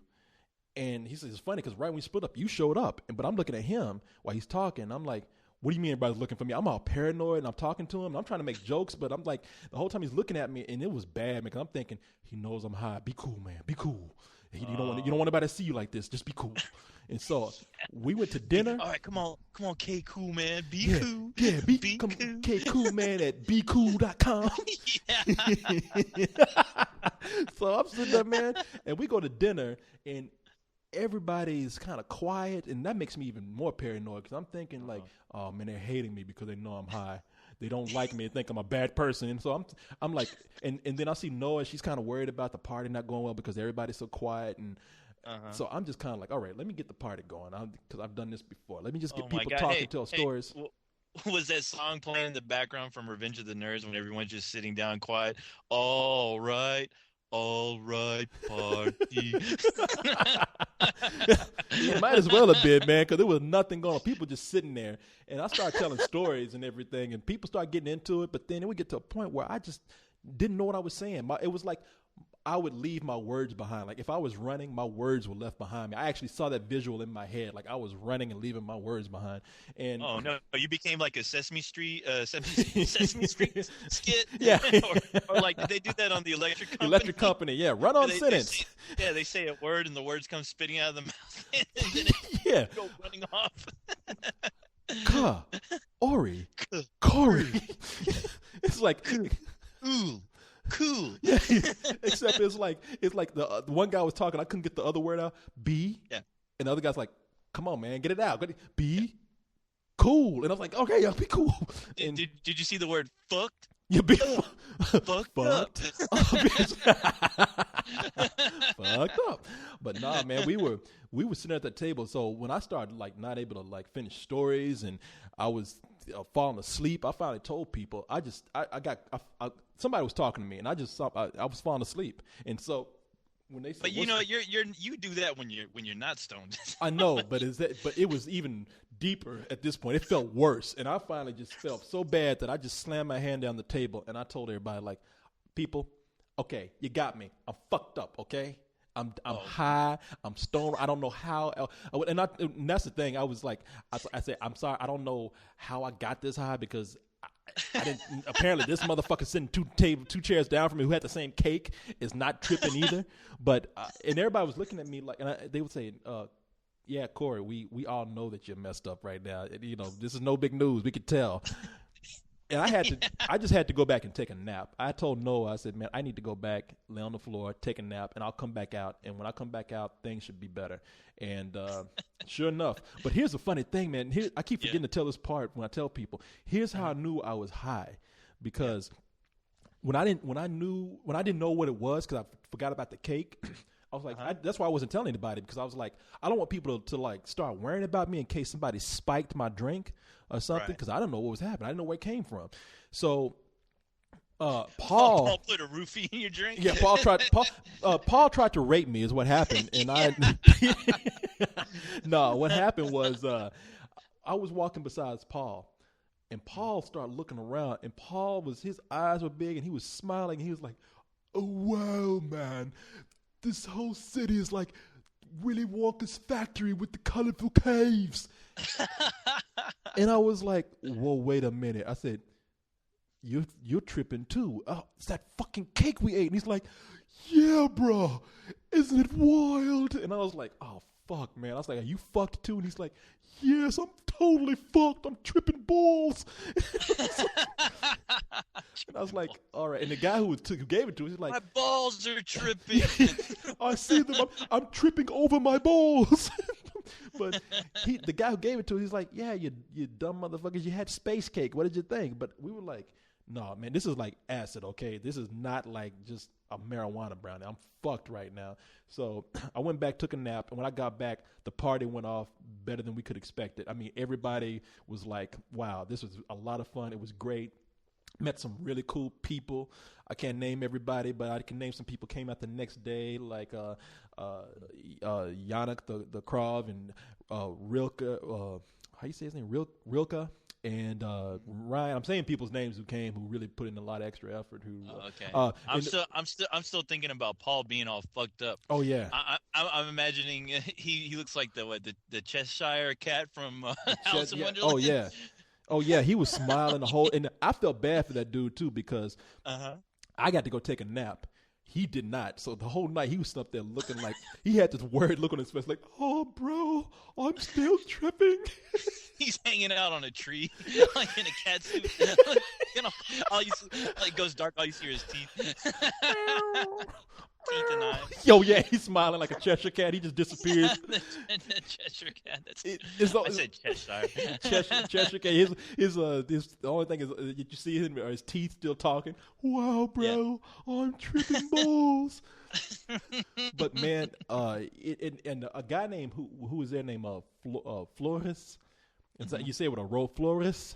But I'm just gonna say Florida. He's the one that like actually got things going while I was gone. He took people to like this really cool club and had everybody dancing and everybody's having a good time. Your boys Rick and Mark were out there having a good time, man. Rick, cool. They didn't even let Rick back in the club. Rick left the club and tried to get back in, and they wouldn't let him back in. He didn't understand. He was drunk. He kept pulling out his passport, trying to show the guy at the door. He's like, "Look, I'm really 18, really." And the guy's like, "No, you're fucked up. Go away." He was like, "But I'm 18." He just kept standing. "I will not be tonight." But Good man, for Rick, man, I'm always rooting for that guy. So, I know Rick and Mark, man. They are some fun guys, man. I love hanging out with those guys. I'm gonna see him again in London when I go back, so I'll tell him you said hi. I'll see Paul for a night, and I know Paul and I'm gonna be looking at each other like, "Oh fuck, man." But man, Paul's a lot of fun to hang out with. Yeah, Paul is fun, man. I can't wait to see him again. How was Travis? You saw Travis, right? I was just gonna say, man, I'm trying to get if it's okay, and I'm not overstepping my boundaries with the budget or anything. I'm trying to have Travis do some work, man.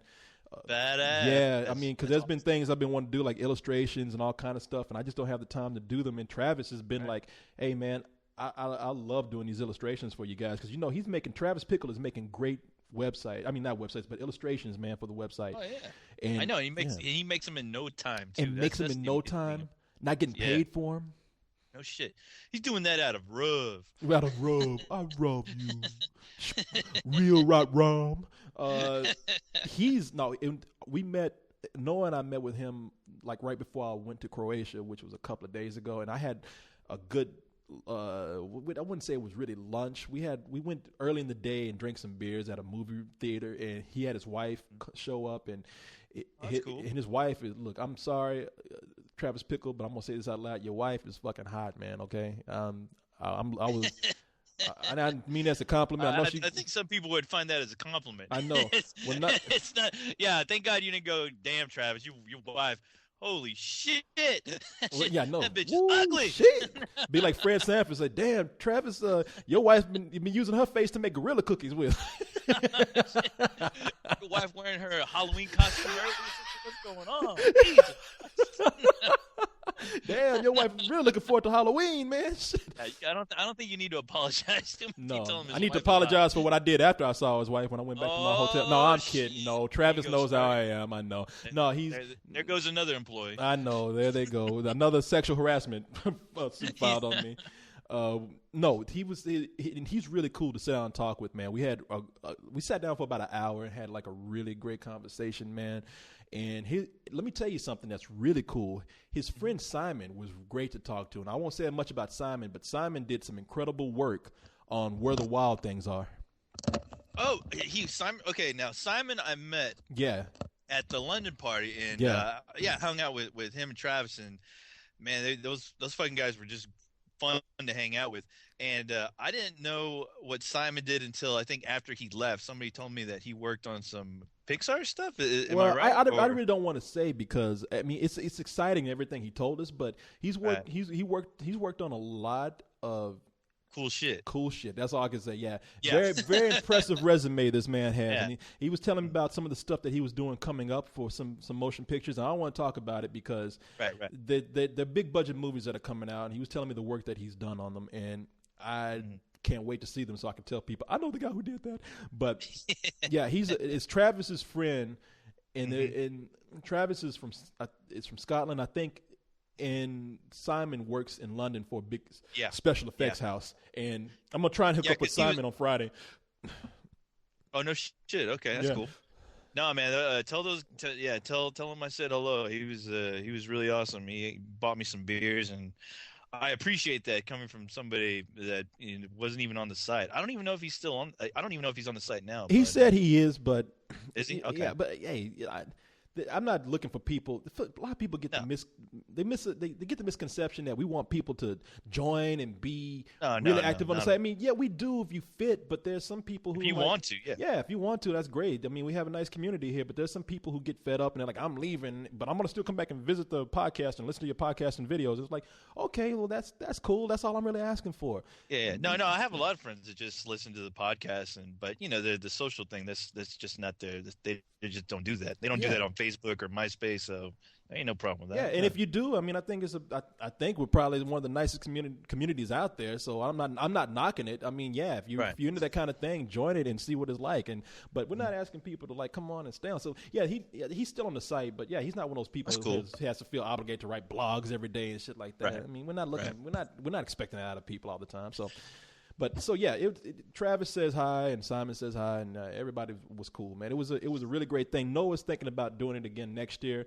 We're gonna have to start actually figuring out what qualifies as an official party and what doesn't, because that's what it is. Somebody did a party in New York Saturday night. I wonder how that went down. They tried to do a Spill get together, which was fine. I mean, they just said we're going to do a meet and greet, and it was on the same night as the Amsterdam party, and I wonder what the results were. If anybody can tell me how that party went down, let me know. I'd like to know. Or post some pictures up on Spill. So. Yeah. Post story pictures, anything. So we speaking of parties, I think we've been approved to do something just a little bit bigger next year for our Spill party in Austin. Oh, no shit, huh? Yeah, a lot of those things that we were talking about doing, I think that we're actually going to be able to do it. It's going to be some work to get it together, so I have to really pull my shit together. But that's right, Corey. You got to pull all your shit together, because I ain't going to pull nothing. No, yeah, exactly. You got to pull your shit, and that's what it is, shit. Have fun. Shit. But I'll buy some Transformer paper plates. So and some party hats. Yeah, But and I'm only using I only have that because fucking Leon left some plates here the other night. yeah, So. you're gonna use leftover Transformer plates and Spider-Man Yeah. plates. Yeah. So we are planning on having something a little bit bigger. We're still planning on June, but if it takes off and seems like it's going to be bigger, if it's going to be a bigger task to pull together, we might have to postpone until maybe later in the summer or I don't know when. But because I want to do it right. I don't want to rush it. But because if this happens, it'll be bigger in number. Right. But because it's bigger and because we're trying to do certain things that will require people to be there. We can't have this whole thing where, hey, come on out, we're having a party, and then a lot of people flake out. We're going to have to charge tickets for it, and we're talking about like maybe $10 to $15 for a ticket, probably 15. You know, when people say 10 to 15, you just gonna push it to 15. You know, I don't even know. I'm trying to fuck with people. It's probably about $15, but it'll be worth it, man, if you do that. And it's a small price to pay for something that might be pretty cool, and part of that is going to be the Spill Film Festival, where we have, and people, you can start doing this now because I know that we're going to have one in some way, in some capacity. So I just want to get people started early. What the film festival is going to be is we're going to be asking people to do a 5-minute or less, no more than 5 minutes, a short film done in any kind of style, animation, live action. Anything goes. The only catch is that besides being 5 minutes or less, it has to be about Spill. It has to be done with the characters. It has to be about the crew. That includes all of us. Yes, even me? Even you. Which you know all of them are going to be like co-host submissions now. Right. So we haven't decided what the award is going to be. We haven't decided how we're going to judge these. All we know is that we're going to have an evening where we're going to watch the best ones. We're going to come in with commentary and sit there and kind of just have a good time. So yeah, we're planning to do now. At the last Spill party, we did a live podcast, and that was my experiment to see if it would work. And you said people were enjoying themselves, and so I was like, okay, now that we know that it can work, and that one wasn't even all that organized, I'm going to do something a little bit more organized, and that means that I'm working on getting a little somebody that you and I love to show up. No shit. Now, who I think you're talking about, Wow-a-Wee-wa. Well, I'm working on it. All right. I'm Keep working it working. I've already made some calls, and because I had to leave the country, I haven't heard back yet on anything, but I'm going to be pursuing this very heavily. And if we can't get that person, we'll try to get somebody else. But we're talking about getting some named people so that we can do some live panels, podcasts with these celebrities. So we're trying to figure out who we can bring and how many and how much it'll be. And that includes that person that you and I were talking about, which I think would be great. Huh. So you and I don't want to be something that's crowded either. If it's going to be a let's do this, then it's a live let's do this. It's just going to be me and you on stage. If it's going to be the League of Extremely Ordinary Gentlemen, it's going to be, well, I don't know how those guys are going to handle it. I recommend that they bring 2 people on stage instead of trying to be like a fucking concert up there, not an orchestra, you know. Okay. That's I bring people on in bit parts. I would recommend that because that's why I'm saying no more than like 2 people on stage because it gets crazy if you have more trying to talk. Well, so. I'm sure all you guys can work all that out. So. Oh yeah, we'll work it out. But people, Spill Film Festival. If you want to submit a movie, start working on it now. And I'm letting you know right now, we don't want to ignore people that put their hard work and everything, but. I don't want to say that we can't show everything because I don't even know how this is going to pull together. But let's just say we get a lot of submissions. Let's just speculate. Let's dream big. We obviously won't be able to show everything, so we got to pick a certain number of winners. So if you're making one of these films, put your best foot forward and make something cool. Mm-hmm. Yeah, don't make anything dumb. It'll be stupid. No, but speaking of something, it's funny you mentioned that. I was just looking on my page here real quick, and I don't know if you've been able to see this. This guy, his name is El Gabster. He did a 3D rendering of me, and it's actually me on his desk in front of his monitor, and it's a work in progress. But goddamn, it looks pretty damn incredible. Well, see, it's that kind of thing. I wouldn't be careful how you show that. Oh, and that's another thing. If we start getting these submissions in, I'm going to start trying to show, and I'll tell people how to submit them, but I want to start showing like just bits and pieces of what people are submitting. I don't want to show their whole thing. So just to show just the competition that's out there. So, all right. Well, I can't wait to see what this guy did for you, man. Yeah. I'll try to put it on my front page today, so you'll be able to see it. Maybe you can put it up on the Let's Do This page. When this broadcast is all right. Over. So good thing, man. So I don't want to talk any more about it because this is all like very early stages.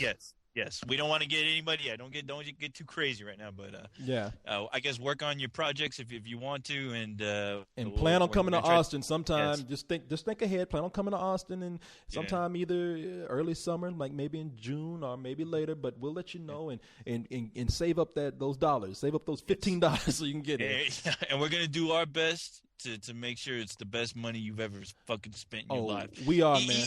Even we may even have fucking hookers and windows for you. Oh, we might bring Amsterdam there. Yeah. Hell yeah. We might put Cyrus up in a window for you, like we were talking about. I was just about to say. I knew you were. We'll put Cyrus and Leon. Fuck that Leon. They don't need to be fucking broadcasting shit. We're gonna put them to work. We'll put all the league in Windows. Those guys, man, they do a good job. Though I'm not gonna. We rag on them, man, but they do a good job. I want to be supportive. I don't want them to think that we just make fun of them because that's what we do. Yeah, it's easy. I mean, that's what we do. Cheap laughs. But I really do respect what they do. I'm glad that they've kind of taken the reins and done their own thing. So good for them, man. So let's move on to some things that we said we're going to talk about before we get out of here. I'm going to bring up a couple of things. I leave the country, man. Mm-hmm. And I'd be goddamn if somebody hadn't let a balloon go talking about a 6-year-old boy's in that shit. Oh, bullshit. You know what? The moment I saw that balloon, I screamed, bullshit! Shoot it down! It's a fucking balloon, right? I mean, how big does that balloon have to be to carry a little kid like that? And I wasn't buying it. And then, of course, later on, you find out that the kid was fucking hiding in the basement or something. I don't know. I didn't even follow the story because as soon as I heard it was bullshit, I was like, of course it was, and I just stayed away from that story because I know it was all over the news all over the weekend, and you can just feel like all over the internet, just people were getting just pissed off about it. No, everyone was like, "Who gives a fuck about that little kid? Fuck him." No, shoot, aim. Like, people were pissed. I don't know how they were reporting the story, but people were angry. They're like, "I hope that fucking kid flies to fucking Amsterdam for all I give a shit about." Yeah, but see, that's the thing. It's like, okay, see, that's my point. It's like we're making jokes like, we're waiting for the army to shoot that balloon down with the kid in it. Yeah, fuck that kid, shoot it down. Like that. No, people, if you don't know the story by now, people do. But I left the country, so I caught up on it late. So you should have been seeing me when I was like, what the fuck is going on? I leave the country and this happens. Yeah, it's this. This balloon went up in the air, and first of all, the balloon looks like something that you pop popcorn in. It looked like Jiffy Pop, you know. Yeah. I'm like, so how? And so it's just floating along, and I'm like, how the fucking anything being that, and it's not weighted down by a human being. I mean, even a 6-year-old boy, like this thing wouldn't be able to fly with that shit. It's tinfoil, but. No, and that shit, the way it looked, I mean, the pictures that I saw, it looked all limp. It looked like a limp dick balloon. I mean, that's what it looked like. And I was like, you telling me there's somebody in there? Well, what? Yeah, it looked like somebody looked like that fucking hat, that tinfoil hat that kid was wearing inside. Yeah. That kid's hat flew away. But no,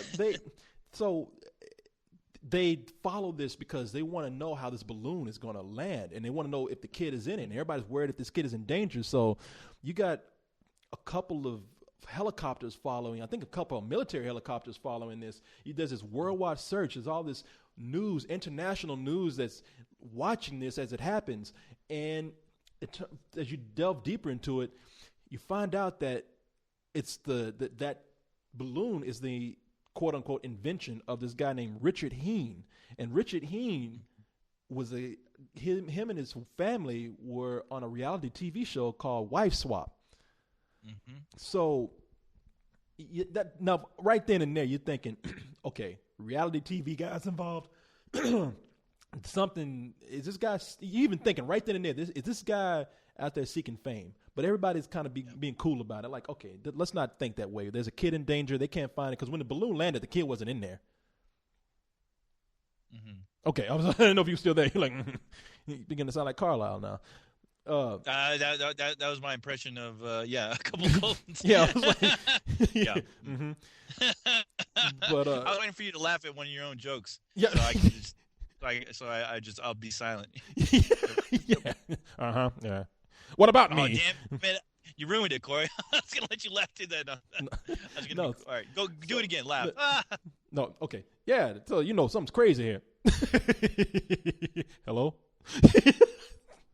Damn, you really are you're doing a good job. What? What's going on? Oh, sorry. I was thinking. I was thinking about what I was going to say next. Yeah. So, but yeah, you were saying about the balloon. Oh yeah, so you were thinking about this balloon thing. You're thinking, okay, something crazy, but there's a kid lost right now. Nobody's going to be an asshole about it. Right. And then all this stuff starts coming up. Like, okay, they start doing these news stories where this kid, when they find the kid started throwing up because the kid knew that something was fucked and he was in the middle of it. And then I think they were even on one TV show where the kid just fucked everybody. They were on Larry King. Yeah, and that kid just said, "Fuck it, I'm gonna fuck everybody with this. I'm tired of this." He's like, "Dad, I thought you told me this was for a show." And his dad like, that kid fucked it all up. He fucked up his dad's dreams. Yeah, his kid's name is Falcon Heen, and that motherfucker swooped in like a falcon and fucked his family up with this. Dad, I thought this was for a TV show. Dad's like, motherfucker. He's like, there goes my fucking meal ticket up with that balloon. Oh. That motherfucker was like Homer Simpson. Why you little? He saw he's on TV like, you little sweet kid. I'm going to kick your fucking ass when we get home. You going to wish you were in a balloon disappearing. But that kid was like, I had enough of this shit. I mean, that kid, now if this is truly a hoax, and I still think they're trying to, the debate is out on this, but it's pretty much come out that no, it was a hoax. Yeah, there's no debate anymore. No, it was a hoax, and I want to say today, like they were planning. I think they were planning on a reality show at some point, and the dad even already had a theme song ready to go with it. No, I don't know. What was the theme song? Do you want to fly in my beautiful balloon? They played it on the news, and it was fucking god awful. I mean, it was about as bad as what was it? What was that? What was that show with the Olsen twins? Oh, what show was that? The Room for Full Two. House. Full House. There you go. What's the Room for Two? How the fuck I get that from? It sounded like a fucked up version of the Full House song. I swear to God, I kid you not, dude. And this okay. Who would think that this would work? I mean, they said. Now I don't want to talk bad about the guy Richard Heen if this is not true, but I read that this motherfucker has a high school education and that's it. And you're thinking. I'm not too sure. I'm not too sure about that. I mean, all I know about the guy is that he also he's one of these storm chasers. And apparently, they're investigating this guy because right now they're also looking into what he's been up to with these kids, because apparently he likes taking his kids on these trips with him where he's chasing storms. And he had a colleague of his who was a storm chaser with him who stopped doing it with him because he would bring his kids, and he thought, and his partner thought that was fucked up. He's like, why are you bringing your kids to these really bad storms where there is a possibility that at some point something can happen to us, and you have your fucking kids in the truck here. Well, it's just stupid, man. I mean, they got this kid. Okay, they all this shit. I mean, who wouldn't think that this would go bad? I mean, I think I did read, and if I'm wrong, I'm telling you right now, disclaimer, I'm wrong. But I read that he had a high school education, and now he's out here trying to be a fucking meteorologist, a storm chaser. He's out here trying to be an inventor. He claims himself to be like a scientist and shit. And everybody's like, the sheriff even was thinking about bringing charges in on him. He's like, look, yeah, he made a joke. I mean, it normally wouldn't be funny, but considering the circumstance, he's like, yeah, hey, this dude is nutty, but he ain't no professor. So it's kind of like, this motherfucker. Who would actually think that this shit would work? You got to be dumb to think that this shit wouldn't work. I mean, you to know the trouble that you caused. There's two like National Guard helicopters that went out there. I think they closed down the Denver airport for a little while, trying to like wait on this fool to bring this fucking balloon down, and and he's out here fancying himself a fucking scientist doing stupid shit like this. This is why you know this motherfucker had dreams of aspirations. Man, he's watching one too many reality shows. But no, I mean, I would not be surprised if they actually end up throwing this guy in jail. Only because, you know, look at the commotion he caused with this whole fucking stir-up, you know? Yeah, he's fucking places are being shut down, you know? Authorities are out there, you know, working hard trying to figure out how to bring this goddamn a lot of manpower just fucking wasted. And a lot of manpower being paid with our fucking tax money. So, yeah, exactly. I'm not going to over something stupid. I'm not going to say the guy doesn't love his kids, but he's dumb. You know, maybe. If he didn't love that kid, would have been in the fucking balloon. Here, get in here. What are you doing, Daddy? Shut up. Get in here. Yeah. Come on, we're gonna go. We're gonna have some fun. Come on, you and me. Come on, fun. All right, okay, shut up.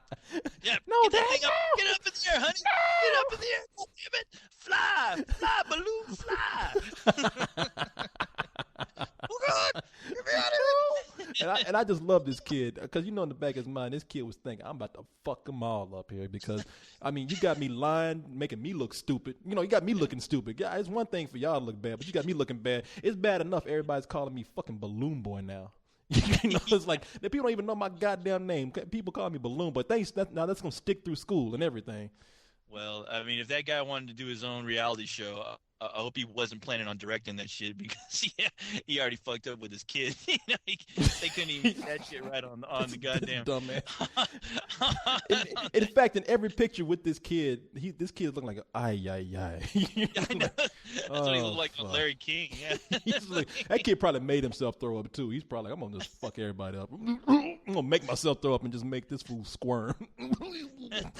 Make me look stupid. I'm gonna make you look stupid, motherfucker.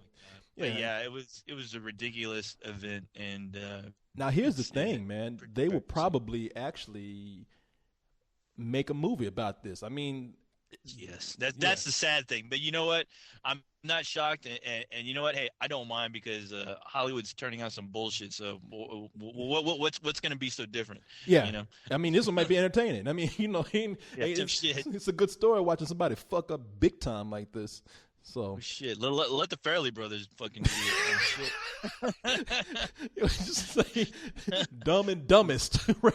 Yeah, no, but with our luck, it'll end up being fucking made by the guys who made disaster movies. So. Oh yeah, Balloon movie. That's what that shit will be. Yeah. Boy, it's not mean, but that was some comedy when it came. I feel bad for this kid. I mean, I feel bad for these. They got stories now about how kids are just being put into the spotlight because the parents want to put them into TV reality TV shows, and it's not the same for child actors. It's rough for kids who don't even want to be actors who are thrust into all this bullshit. That's another thing. And kid actors, especially those who are in TV reality shows or reality TV shows, they don't have the same work laws that apply to child labor laws that apply to other children. So you know, because it's seen as entertainment. I mean, I always think about. I always put like the balloon kid. I kind of put him in the same light as far as having the parents that are like those fucking beauty pageant parents. Yes, exactly. That do all kinds of monstrous things to their fucking children by painting them up like fucking as clowns and fucking throwing them up on stage and telling them to perform like fucking dancing monkeys. I mean, there should be a fucking law against that shit. There really should be, man. I'm shocked that shit still goes on and it's allowed in some states. I mean, it's probably allowed everywhere, but it shouldn't be because, man, that's the worst kind of fucking child cruelty I can think of. And they talk. I heard one story where one woman was talking about, my child, she can do what she wants to. She has a choice to not do this if she doesn't want to do it. She's free to do whatever she wants. I'm like, she's fucking 4 years old. She's going to do whatever you tell her to do. She's going to do whatever you want her to do to please you. This child can't even think for herself. I mean, you know, this child just barely got through shitting on herself. You think she's going to be able to make decisions? I would have said, bitch, she can't even fucking spell choice. What the fuck are you talking about? Dumb fuck. Yeah. Crying out loud, that's your fucking kid. You know? Oh, it's so sick, man, looking at these kids. I'm sorry. It's so sick looking at these kids dressed up like porn stars, man. I mean, they got all that makeup on. It is. It's disgusting. I mean, it Yeah, truly is it's disgusting. repugnant, man. I really I don't like to judge people, and I like to say let them do their things. But I don't either. when it comes to children and putting them in that kind of position where they can't think for themselves, and you're doing this because you're living vicariously through them, sick, man. It's sick. I don't even know how people like put up with this shit. They had a reality TV show about that. I'm like, you know what? Don't encourage this shit. You know? No, don't. No, it's yeah. They had one on HBO talking about it, and I forget what the name of the show is, but it was really hard for me to watch. I was like, man, this is fucked up, and I don't even like watching it because there's some interest in here. I just looking at it, it makes me just wish that it would just disappear, go away. I'm like, if you're gonna do that, fucking don't have kids. Fucking get a dog, all right? Get a dog and dress him up as a goddamn detective and anything else. And, just come on, man. Kids are gonna have to grow up and deal with that shit when they get older, and their minds are already gonna be fucking warped as it is. Yeah. I mean, I feel bad for those kids. It's like those kids never had a chance. Just thrown into it and trying to please their parents, man. That's what they're doing. They're gonna do anything at that age to please their mama, and they want you to be happy and they want you to be proud of them. Except you're not doing anything that you're proud of for them because you're doing that for yourself. You know what I mean? These parents are out there. So I think it's a very selfish thing, man, to not consider your kid that way. Yeah, it goes beyond that. It's kind of morbid, but at least that's what I think. I mean, I don't know what kind of satisfaction that you need to fulfill within yourself to do that to your fucking kid, Yeah, and I'm looking at this poor kid, Falcon Heen, man, the guy the kid of the balloon boy, and I'm just thinking, this poor kid was the pawn in a big hoax. I mean, and now they're talking about putting this kid, taking him away from his parents, and that's even more. That's even worse. I don't even know. I don't want to judge this guy as a bad parent, and I'm sure he loves his kid, but to disrupt the family where they even have the threat of having this kid being taken away into protective custody and. Yeah. I'm thinking they're talking about putting them in a safe house now, and I'm like, well, maybe it is safer. Put them in a smart house while you're at it too, because this dumb motherfucker doesn't know what he's doing. Right. But I'm thinking that's even sad that the family has to be broken up over some dumb shit like this because somebody wants to be famous. Right. And now the people are putting these families into these TV shows, and the kids are involved, and sometimes these kids don't even want to be there. And a lot of kids who are kid actors, they know the difference between fantasy and reality. They know that they're acting in a movie, but these kids, it's blurred because they don't know where the reality ends and begins with this. It's confusing for a child, man. Mm-hmm.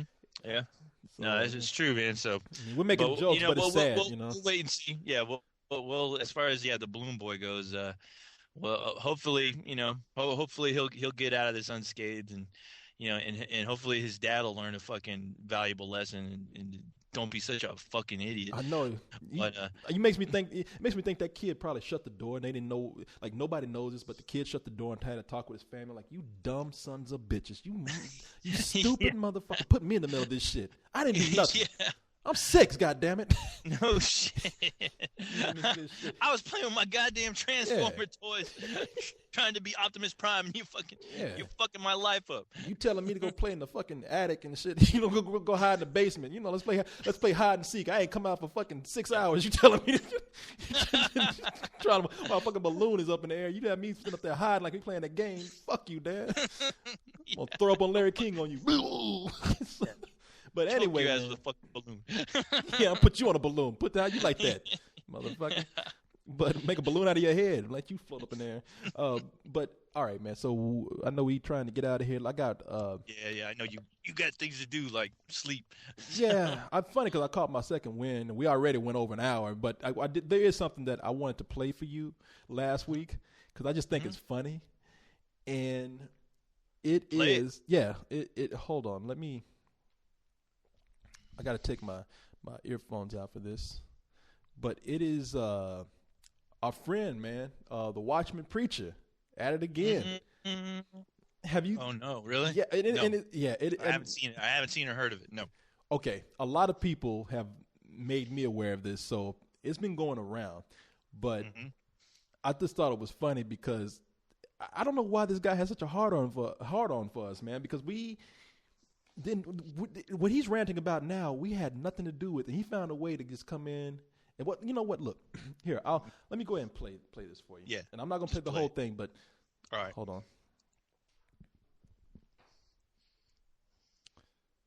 on here. I gotta turn up the sound. Testing 1 2. Testing 1 2. Okay. Now, this is the Watchman preacher. I don't even like saying his name because it's so nasty, but he calls himself "Come On Ass." Now that'd be his name. That'd be the name his mother gave him, right? Mm-hmm. Oh shit! This is why this isn't gonna work. Maybe I can't do this. Oh damn! Oh well. Oh yeah, this is. Wait a minute. I guess it will. Hold on. You're still coming. Just try it out. We'll see what happens. Yeah, you're still recording. Okay. Well, if this segment doesn't work, we'll take it out. Yeah. Okay. So he calls himself "Come On Ass," and I think that's a nasty name. As nasty as we are, I just don't like calling the guy that. I don't know why. But hey, you know what? I do like the guy, and he does. I'll just call him Cum Face. Come on, face, your face, short and sweet. Yeah, short and sweet. But this guy, I like the rants that he does. I mean, a lot of times I agree with him. Now he's come on talking about how they're making a Nightmare on Elm Street. They're remaking it, and he is pissed about it. And okay. So he goes on this long rant about the Nightmare on Elm Street. Now I'm not gonna play the whole thing. I'm gonna play a little bit of it in the beginning, and then I'll play you some other parts. Let's go ahead and listen to the beginning of this.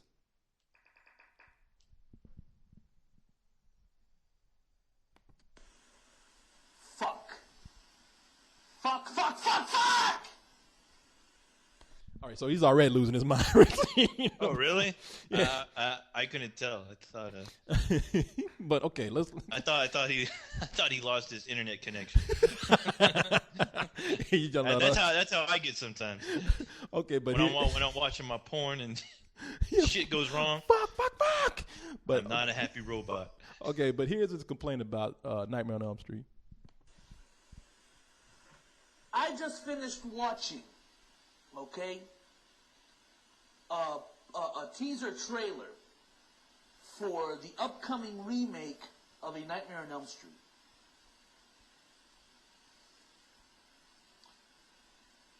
I said, okay, I'm going to watch this thing. You know what I'm saying? Know what I'm saying? And I said to myself, okay, the one thing I need, all right, it's bad enough that this is Bay Productions Company, the people involved in making the piece of shit Texas Chainsaw Massacre movies, remakes, the piece of shit Friday the 13th piece of shit movie that came out earlier this year. It's bad enough it's the Bay Production Company. And I told you motherfuckers out there, I told you, if you support the garbage, we're going to get more of the garbage. Okay, now see, here's the funny thing. I I agree with him. About to say the same thing. Yeah, okay. Yeah. I agree with him, but as far as the Michael Bay production, wasn't Transformers Part 2 a Michael Bay production as well? I have my own thoughts about that Transformers 2 thing, but he'll because he goes off on Michael Bay in a minute, but he loves Transformers 2 for some reason. But all right. But see right here, I'm agreeing with him, and I find it entertaining the way he goes on with his rants about certain things that he's very passionate about. I find the guy very entertaining. I love him, and I'm sitting up here listening to this. And I'm because somebody told me to look at the video for a certain reason. I even forgot the reason why they told me to come and look at it because I got so involved in his rant. And I'm saying, right on, brother. I agree with you on all that. Mm-hmm. Okay.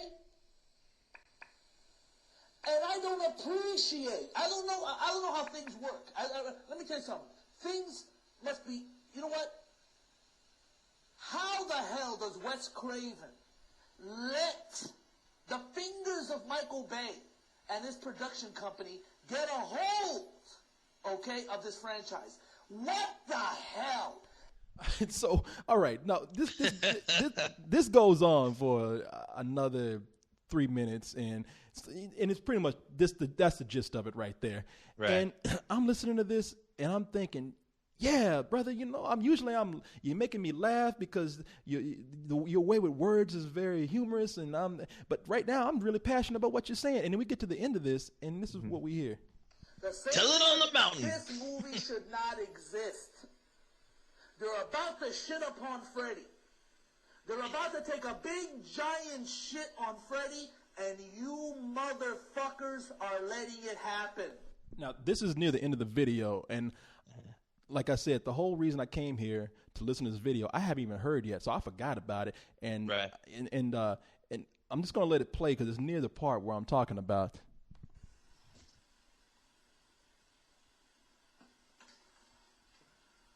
This is unacceptable.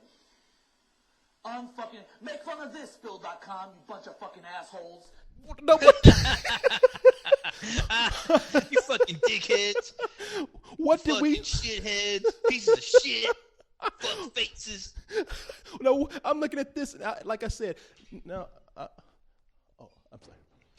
Dried up turds in the goddamn fucking street. Oh, a guy came in. At first I thought the hotel attendants were coming in like, get the fuck out of here. What are you doing?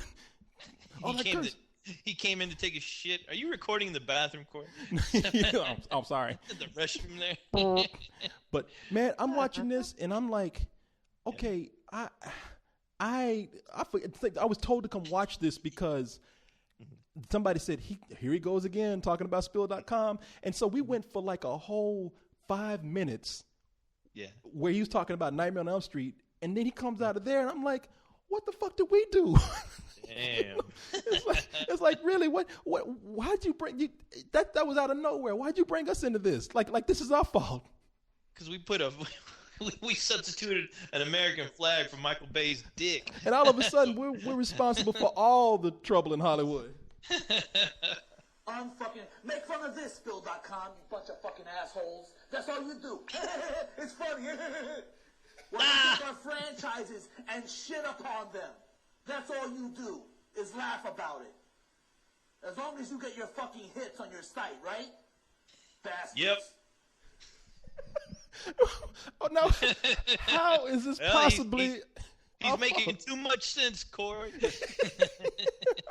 Hold on, leave my headphones on. Yeah. Laughs equal hits, brother.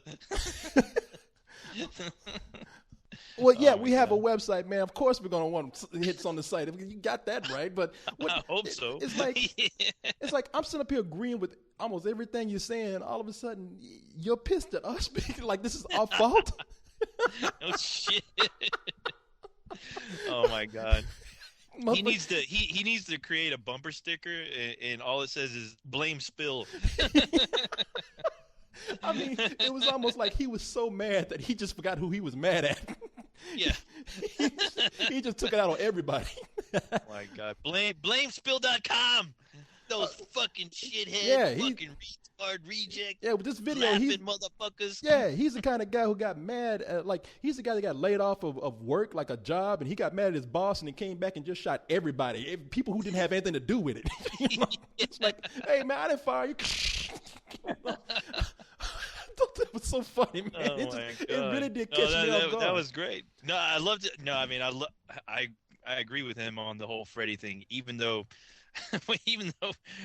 we kind of took a shit. Well, Freddy kind of took a shit on himself after, I guess after the third movie. But yeah. A lot of people they love New Nightmare and everything. But I mean, look, the guy has a point, and like I said, he thinks that we have something going against him, like with some rivalry, or we don't like him, we're making fun of him just to get some cheap laughs. No, I find the guy highly entertaining, and whenever he says something about us, I like to comment back because I just think it's hilarious. But here he has a point. I mean, I am getting tired of all these horror remakes, man. I mean, they can barely make good horror movies here in America as it is, original ones. Why we got to go back and ruin the good ones? And I'm sorry, the remakes are just that Friday the 13th remake. I know you liked it, but I was just like, what can you do with this movie that you haven't already done with the Friday the 13th movies, except put in all the icons and all the famous kills and some of the story and just compact it all into one easily digested movie. But you know what? That Friday the 13th, I mean, I thought it was okay. I didn't love it. I mean, shit, I never bought the fucking DVD. But honestly, if you look at all the other Friday the 13th, it's the same fucking movie as those other ones, to be honest. I Well, mean, yeah. there's nothing that different. Can But I tell you why though that bothers me? Because I know like that's the argument that it's mhm, it's the same movie, not doing anything different. But yeah, mhm. that's why. I mean, because they're not doing anything different. They made a Right, bad movie, and it's like it's okay when movies are made bad when they're done on right, their own terms. I mean, the originals, that's yeah, fine. I mean, those movies have a charm of their own because they right, are bad and because they are kind of dumb and mhm, they become part of history because of what kind of yeah, movies they are. I mean, when when Jason finds his mask, like in the third film, it's kind of like, well, that was done in a way that was that felt honest. I mean, I hate to say this about a movie like Friday the yeah, 13th, but it felt like okay, he just stumbled across it and it happened to catch on, and really, it felt genuine. Now, when you have a movie where it's like, oh, we really have to make sure that you know how he found the mask, is like, right, okay, this you're trying too hard for something that right. wasn't that special in the first place, but just Yeah. happened to catch on. No, they fucked up. They fucked up with that scene, that scene with him finding the mask, as much as they fucked up with the second Leatherface, where he finds the chainsaw, and they tried to make. I don't know what they tried to do during that scene, but that was the most unspectacular, uneventful scene ever, as far as a killer finding his weapon of choice. I was like, really? It just happens to be there, just happens to be there, and that's it. Yeah, Okay, exactly. whatever. Yeah, But no, he's right. No, the Michael Bay. I always considered the Michael Bay, at least with them remaking these slasher films. It's like it's slasher films for dummies. That's all it is. That's how I look at them.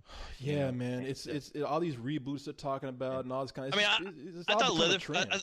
I thought the first Texas Chainsaw, well, the remake of Texas Chainsaw Massacre, I thought that was good, but it doesn't hold up to the original by any stretch of the imagination.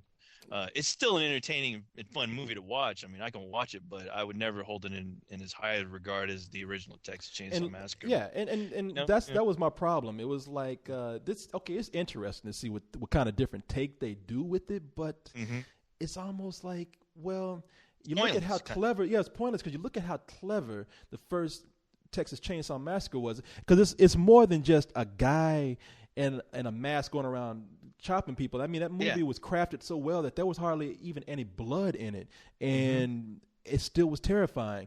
And it had this feel to it that almost felt like we were watching actual scenes hmm of murder. That yeah, girl in the movie, she felt like she was in some parts. She hadn't slept in a while, and she was truly terrified. There are certain nuances in that first movie and events and everything you just can't capture with a remake. oh, yeah. And look, I'm not gonna tell anybody not to do a remake because I'm gonna be fair. If this Nightmare on Yeah. Elm Street is great, I will be the first person to tell you. I'm not gonna hold it against it.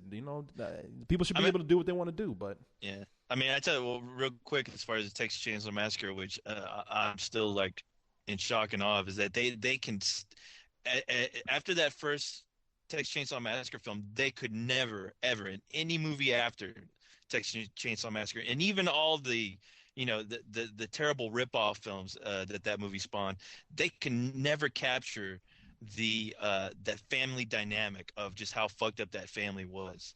oh Uh, yeah, no one could ever capture that again for some reason. As far as believing like the brothers that lived in that house were really brothers. I mean, you watch that, it's like somebody, yeah, it's like somebody's filming a documentary, mm-hmm. and that's the great thing about that film. And no other film was ever able to capture that creepiness about that family. Everything else seemed so force fed to you that you didn't buy it. It was bullshit. Yeah. But I mean, the only thing when I heard they were doing a remake of Nightmare on Elm Street, I'm like, okay, why? I mean, come on.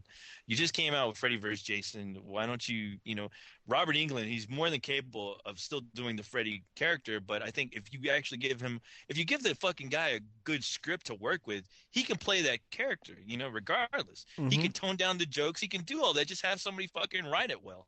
Yeah. And with this new film, like, well, looking at the trailer, I was like, well, you know what? They got the look down, and with the Freddy character, it looks just like Robert Englund, and even the voice almost sounded like Robert Englund, and it made me go, why in the fuck didn't you guys just use Robert Englund, for crying out Yeah, loud? he's always wanting to do that role. No, he's still going around doing that at conventions. He's still playing Oh, Freddy. no, he's always promoted at least doing like an origin with Freddy, and and I'm sure he wouldn't mind if somebody took the material seriously. I mean, because it's like he can play that character. I mean, there's parts in Freddy vs. Jason where there's some moments where he's actually creepy, where he's not making jokes. I always think about the scene underwater where he turns into like the demon Freddy, and he pops out of that water. I always loved that scene because I'm like, you know what? If they took some time to actually write some elaborate scenes in the dream world, that could be really amazing, you know. And that's kind of the only thing. I'm not looking forward to this new Nightmare all that much, but I am kind of curious what they're going to do with the dream world, because I thought that's something with the Nightmare films that they never really took advantage of. And I think that was only because of budget reasons. But, yeah, and I agree with you on that, man, because one of my favorite ones is the one that was written by Frank Darabont, where they actually took sort of a fantasy element with it too, where it was the Dream Warriors. Dream Warriors, yeah, that's the greatest fucking Nightmare on Elm Street film ever. I think that one's great. Where they actually go to try to fight Freddy in his own dimension and in his own dream world. Yeah, in his own dream world. And I thought, like, wow, it's, you know, it wasn't exactly a terrifying movie, but it was like a really good story. And I was like, man, you know, it was a great idea and a great concept, and it was executed fucking masterfully. Oh if you ask me. Yeah, no, I love that movie, man.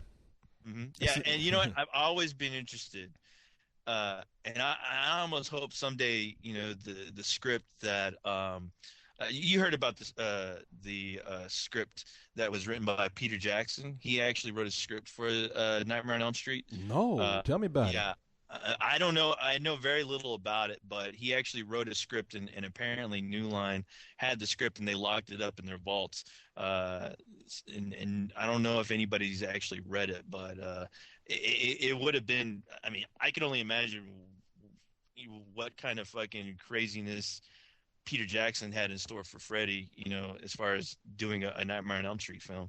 Yeah. You know, it makes you just think, wow, you know, what was the potential, and why the fuck did New Line hold on to that script, you know, especially after the success with Lord of the Rings. I mean, I'd fucking pull that script out and like, hey, you know what? You want to reboot this or do something? Let's have Robert Englund do the script. You know? Yeah, no, I agree, man. So, I mean, look, to be fair, if we're looking for that kind of thing, maybe a reboot is good. I mean, look, we don't exactly have the best movies in the Nightmare on Elm Street series. I mean, 2 is terrible. It's an awful movie. The ones after 3 were just mediocre. I know a lot of people like New Nightmare, but for me, it wasn't that great. And by then, it was too late. And I like some ideas in New Nightmare, but yeah, I didn't. As far as it really, it could have been a whole lot better. So I'll be fair and say, hey, maybe a new Nightmare on Elm Street series will take it in that direction, where we do get to see more of the dream world and get a different take on Freddy. I mean, if they do that, then fine. I have a feeling that things don't always go that way when people reboot these kind of things. So because looking at the trailer, it looks like a remake of the original film. And that's kind of what I don't want to see, you know. Oh well, man. Well, we'll see what happens. Well, and there's no Johnny Depp. I mean, come on, no Johnny Depp to kill. And no Johnny Depp to kill. Yeah, he's too. Hey, maybe they could bring him back in CG.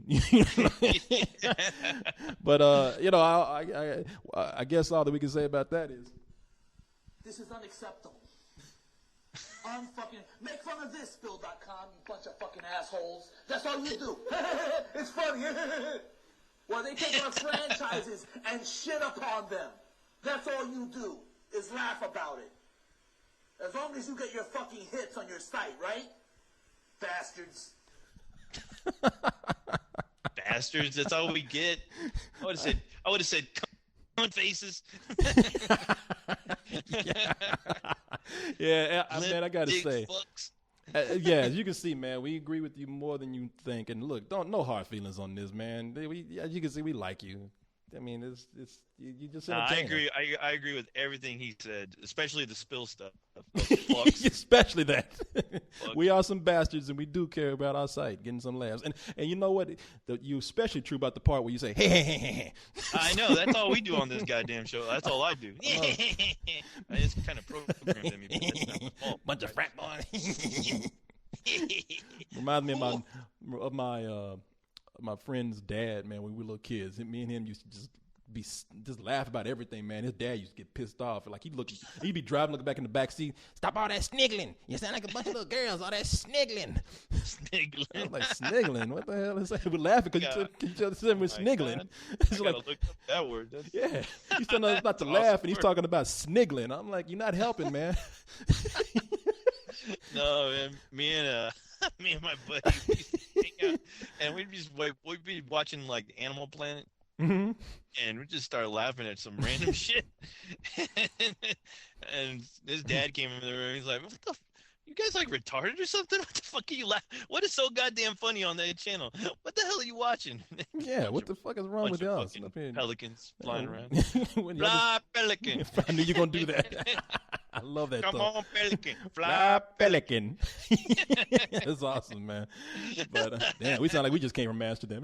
Fly pelican. That's awesome, man. we had our share of some space cake. Well, hey man, I'm very glad. I'm happy that you were patient with my stories of Amsterdam, and I'm looking forward to getting you over here and trying to get to Tokyo next, man. You know, Oh man, Tokyo, man, dude. Oh, that is one of my dream places that I would fucking love to go is Tokyo. So Tokyo, I know. We'll see if we let's can make it happen. Make it happen. Yes, let's make it happen. Oh, I can't yell it. Rock, rocking and rolling.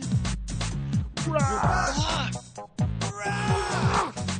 Whoa, whoa, whoa, rock and roll. I like that. I wonder what Come On As is thinking right now listening to this part of the podcast. He's probably got steam coming out of his ears right now. What you Listen to fucking dopey ass songs. You sit up there and you listen to those dopey ass songs and you laugh. You just bastards. You play your stupid music. I like one video where he was talking about us and he was mad at us and he was like, what did he say? These bastards almost got me kicked off of YouTube. When he put, it's like we got you almost kicked off of YouTube. We didn't do shit. Yeah, right. Oh, we what a tragedy. Yeah, what the fuck do we do? Everything is our fault all the time. Like he ain't done shit.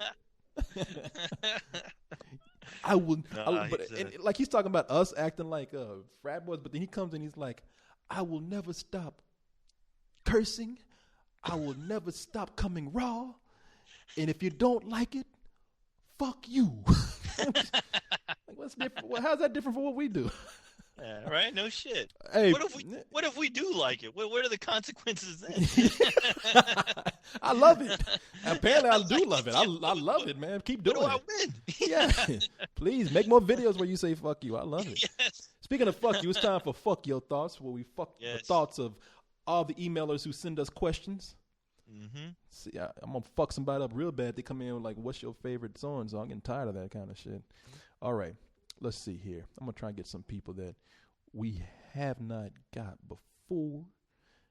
Raiders. Let's see. Here's a guy. All right. Okay, see, this is what I'm fucking talking about, man. Oh, no. This is look at this.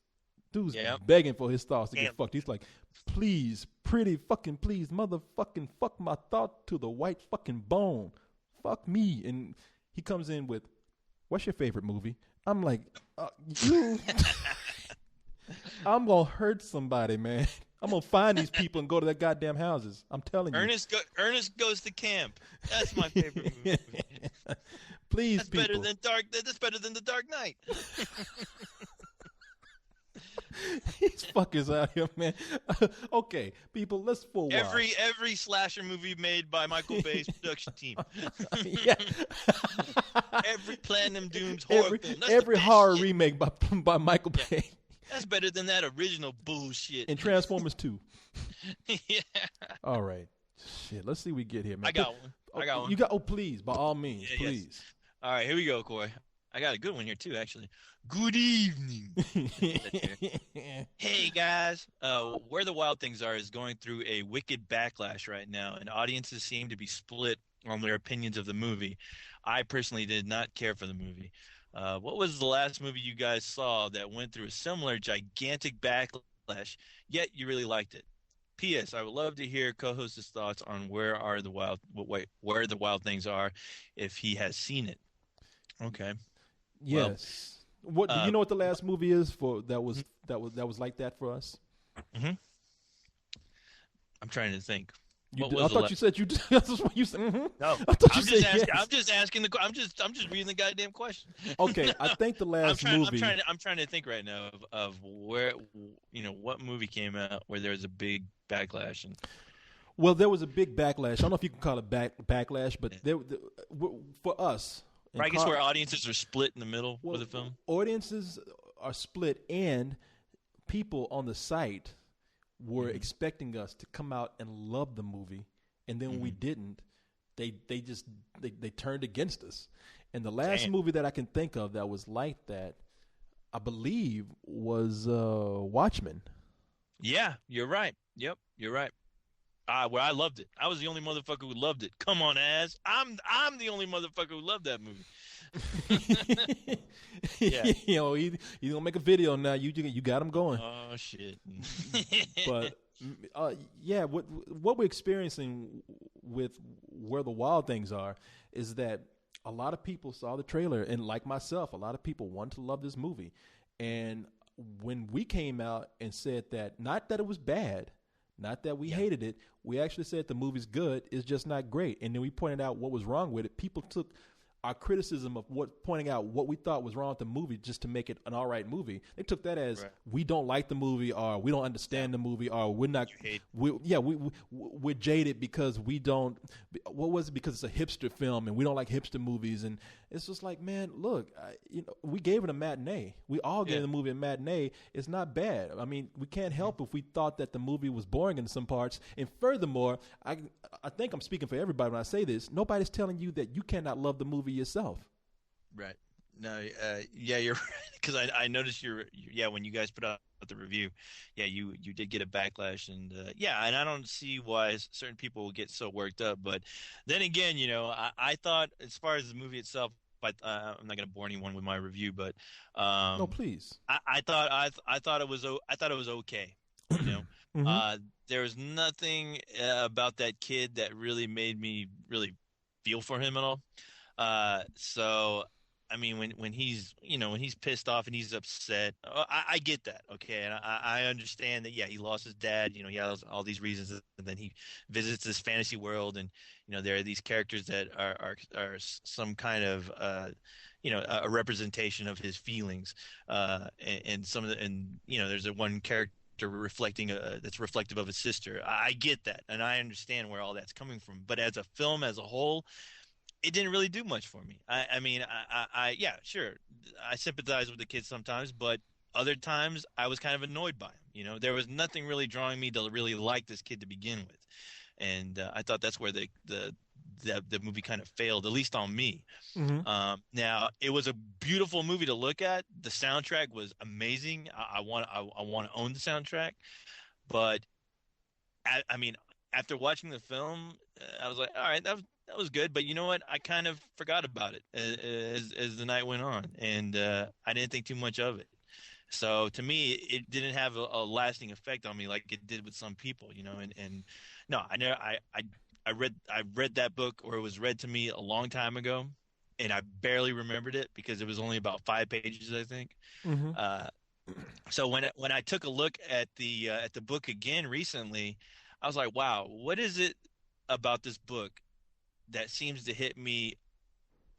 The message seems to hit me a lot more reading the book than it did in the movie. I was trying to figure that out.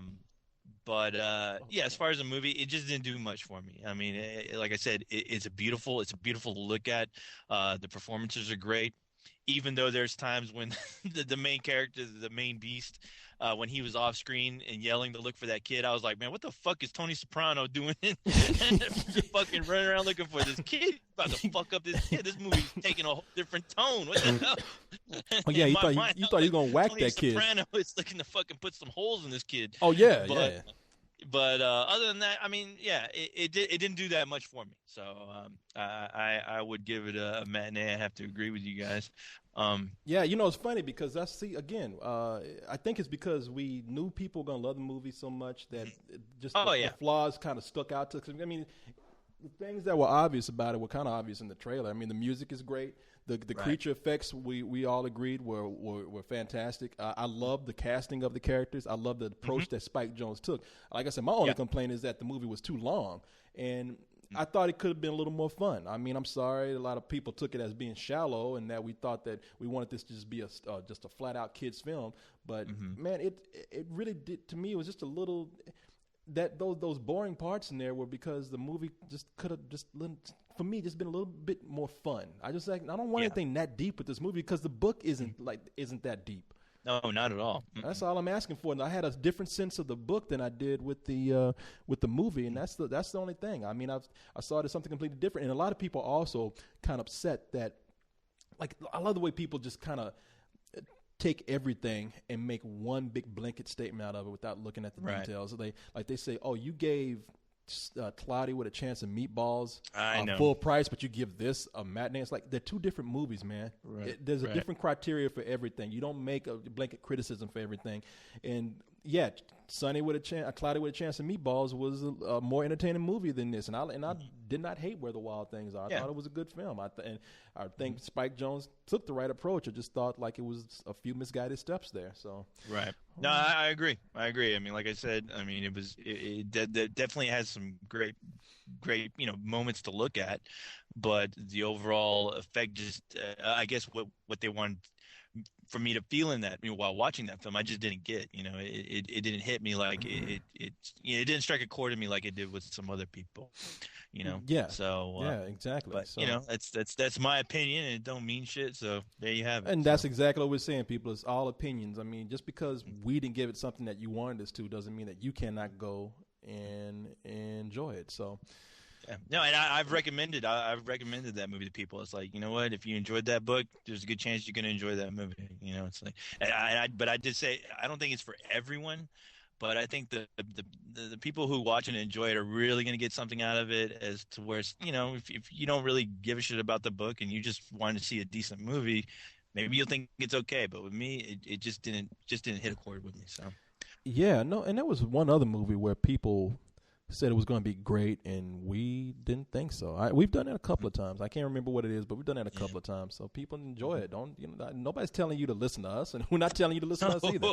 No. We do this to get our opinions out there and have fun. So fuck it. If it ruined your day, sorry. But anyway, here's a question. It's not my problem. Go fucking live your life. Don't tell me about it. Yeah, exactly. Gotta love your attitude, man. Yeah. Here is an email from Hank Kleinberg, who says, let's see, a week or two ago, Corey and Carlisle mentioned the Hunchback of Notre Dame. You guys noted that it kept going between dark, mature, and deep, and lighthearted and goofy with those goddamn gargoyles. And he says it's his favorite movies, but if he hates those gargoyles so much, why is it your favorite movie? Anyway, a problem that I also had with the movie. I'm sorry, that's part of why he hated the movie, because of the gargoyles. So he says, here's a question. How do you feel about movies that have big contrast in mood? And are there any cases in particular that you really loved or hated that? Thanks for the response. Love the show, and I hope my thoughts have a wonderful time getting fucked by you guys. And we're going to fuck this thought well right here, because that's a good question. There are examples of movies that can change tone and be effective. And then there are movies that can change tone and it's just lazy, or it feels like it's done by a person who's an inexperienced writer, or they just didn't think about it. We saw a movie recently that changed tones, and it wasn't for the best, and that was Law Abiding Citizen. Oh, really? Yeah, that movie started I didn't out. see that. Well, it started out kind of serious. I mean, it started out with sort of a message about the judicial system and the flaws with it. It started out about what is justice. It started out about the ambiguity between how far a man will go to seek justice, and at what point does he become a villain and become the thing that he actually was going up against. I mean, it started out with some heavy themes. I mean, maybe they weren't meaning to, but that's kind of what you felt. And near the end of like almost halfway through, it turns into a ridiculous supervillain film. And it's like, all right, you really had something going before, and that was cool. And then you just kind of screwed that. But then there's some movies where they start out as one thing, and then they end up another, and it can catch you by surprise. And it's very effective. Catch you by surprise in a good way. One movie for me like that is Audition. And we mentioned this movie several times, but that is one of the strongest contrasts in the films I've ever seen that actually worked. Right. Mm-hmm. Yeah, I was about to say, it's like we did kind of answer this question before, but yeah, Audition. I always like saying From Dusk Till Dawn, only because if you had no clue about that movie, walking in, it starts off with this great, fucked up road adventure with these two serial killers, I guess, or I guess, well, one of them was just a fucking crazy wacko, and the other guy, had his head on his shoulders, and he was just a criminal. And as soon as it went, as soon as they ended up going to the titty bar, that's where it turned into a straight out B horror film. I think it'd be interesting for somebody to see that movie not knowing. I think that's kind of part of the fun.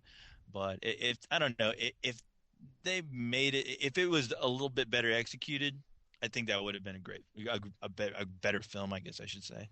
Oh yeah, but, yeah, and I agree. I love that they did that, only because I'm like, this is a great idea. Only if it was executed a little bit better, it could have been really great. But yeah, and I agree with you on that. And the reason why I mentioned Audition is because the movie starts out like a romantic comedy, and and it caught us off guard because it's from Japan. Right. And we went in not knowing what the movie was about at all. And it starts out like a romantic comedy, and then it ends up being a very creepy horror film. I mean, it becomes a fucking brutal horror film. Yeah.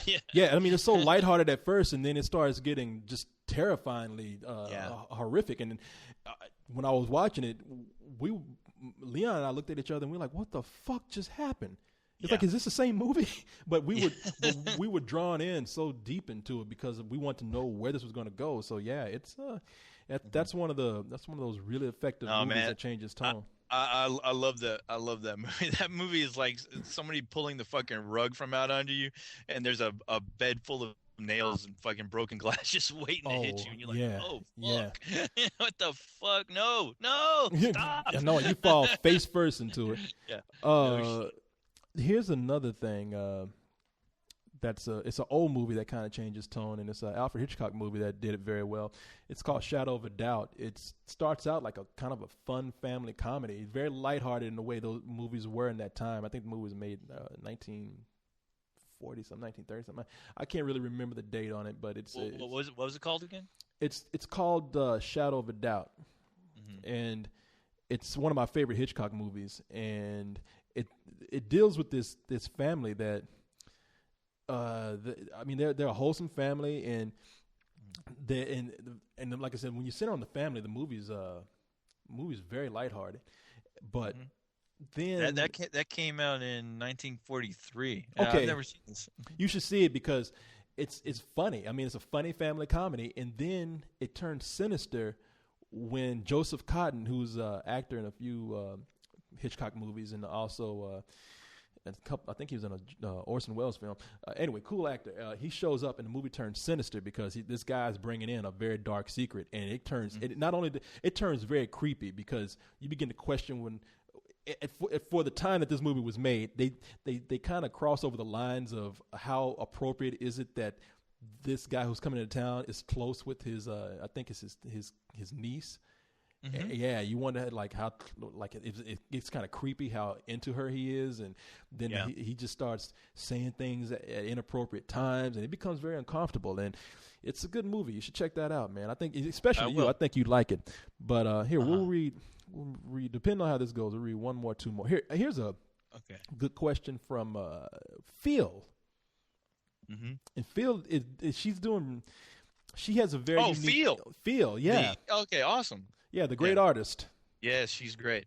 And you should check. Yeah, if you guys haven't checked out her work, you should go to her page and see her stuff, which blows me away. Yeah, she spells her name Feal, Phil. So yeah, you should check her out. Now, she heard us last week, or at least heard me going crazy because I was upset about some of the questions that were coming over, and she took a unique approach to asking us a few questions here. And she says, She said, I have during the years written a few fun or weird and short questions on another website in the form of polls that became popular. These are the kid-friendly ones. The nasty ones are here, and she gives us a website. I'd love to hear the nasty ones, but here's her questions. And she says, and the name of her email is, "In your lack of questions to rape." So we're gonna rape your mind, Phil. She's kind of cute too. I wouldn't mind raping her mind. Let's see. Damn, I said her mind, not her body. Jesus. I'd like to make. Hey, her mind has feelings too. You know. I'd like to make love to her body, but rape her mind. What you her say? Mind isn't a piece of chicken. Come on. Man, there's a video. Now, I want to keep this in mind before we answer this. I just thought about it. There's a video of these kids just dirty dancing, and the parents think it's hilarious. And we got to talk about this next week. And it's so right. sad. I forgot, but I don't want to do it now because we can't watch the videos. But anyway, I'm getting a little sidetracked. Here's a list of questions. When watching porn, do you enjoy or hate when they film the actors' faces? Depends. No. Well, as far as the guys, yes. I don't need to see any guy. I don't need to see a close-up of his ass.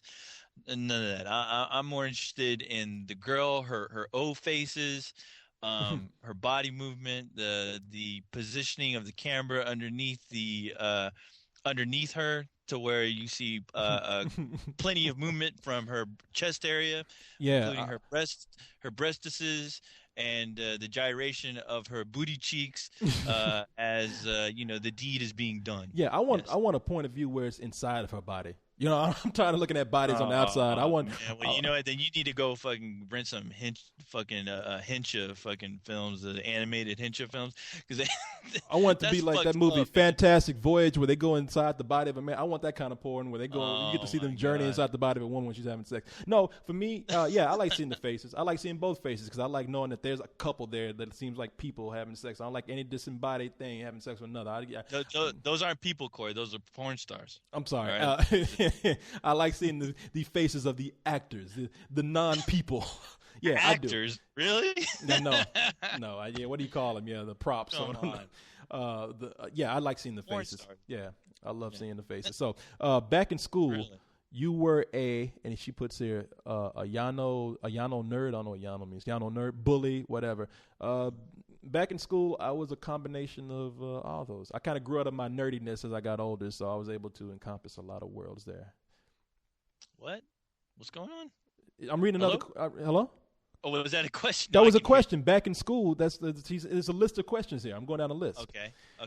Now repeat that to me again. Back in school, you were and then she puts in quote. Parentheses. A Yano nerd, bully, or whatever. Oh, I was a bully. Yes. No. You know. No. Not that I ever went to school, but I had to go to school sometimes. They're always working on me and stuff. I go in for science experiments. But when I started going to school, I went through a very shy phase. Then I went through in high school. I ended up in middle school and high school. I ended up going through a somewhat bully phase, only to end up back in a shy phase, in a closed off phase. And all that was in a matter of 5 minutes. Yes, and then it came back to being an open-minded phase.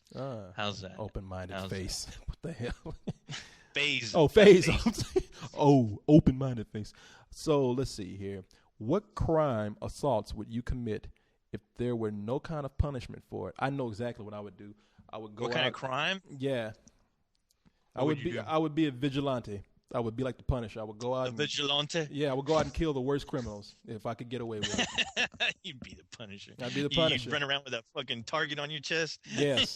Yes. Yes, I would. No, I would be a porn star.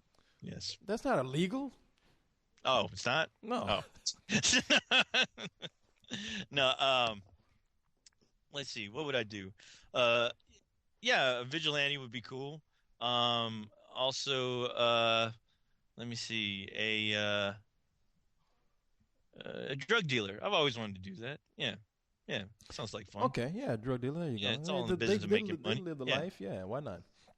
Yeah. I also think I would like go around and beat the shit out of rich people and take their shit, like the real foul, greedy ones. Well, then I'd have to stop you. How would you have Because to stop me? crime. You're committing crime on the innocent. No, they're not innocent. They rip people off. There's No, they don't. Why? Because they know how to make money? Because they went to No, school I'm and talking learned about how the, to make money? No, I'm talking about like the bankers who put us in this in this position, this financial situation that we have now. Well, what position did a banker do to you? He's only going to work just like Put you. him. No, hell no. I'm not going to even get into it. Just let me do my What thing, all right? I'm the vigilante here. Let me go and do my justice, my brand of justice.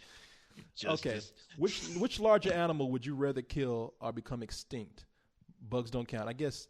Yeah. What kind of animal would we like to kill off? I would like to kill off nothing because I think everything is important to the cycle of life.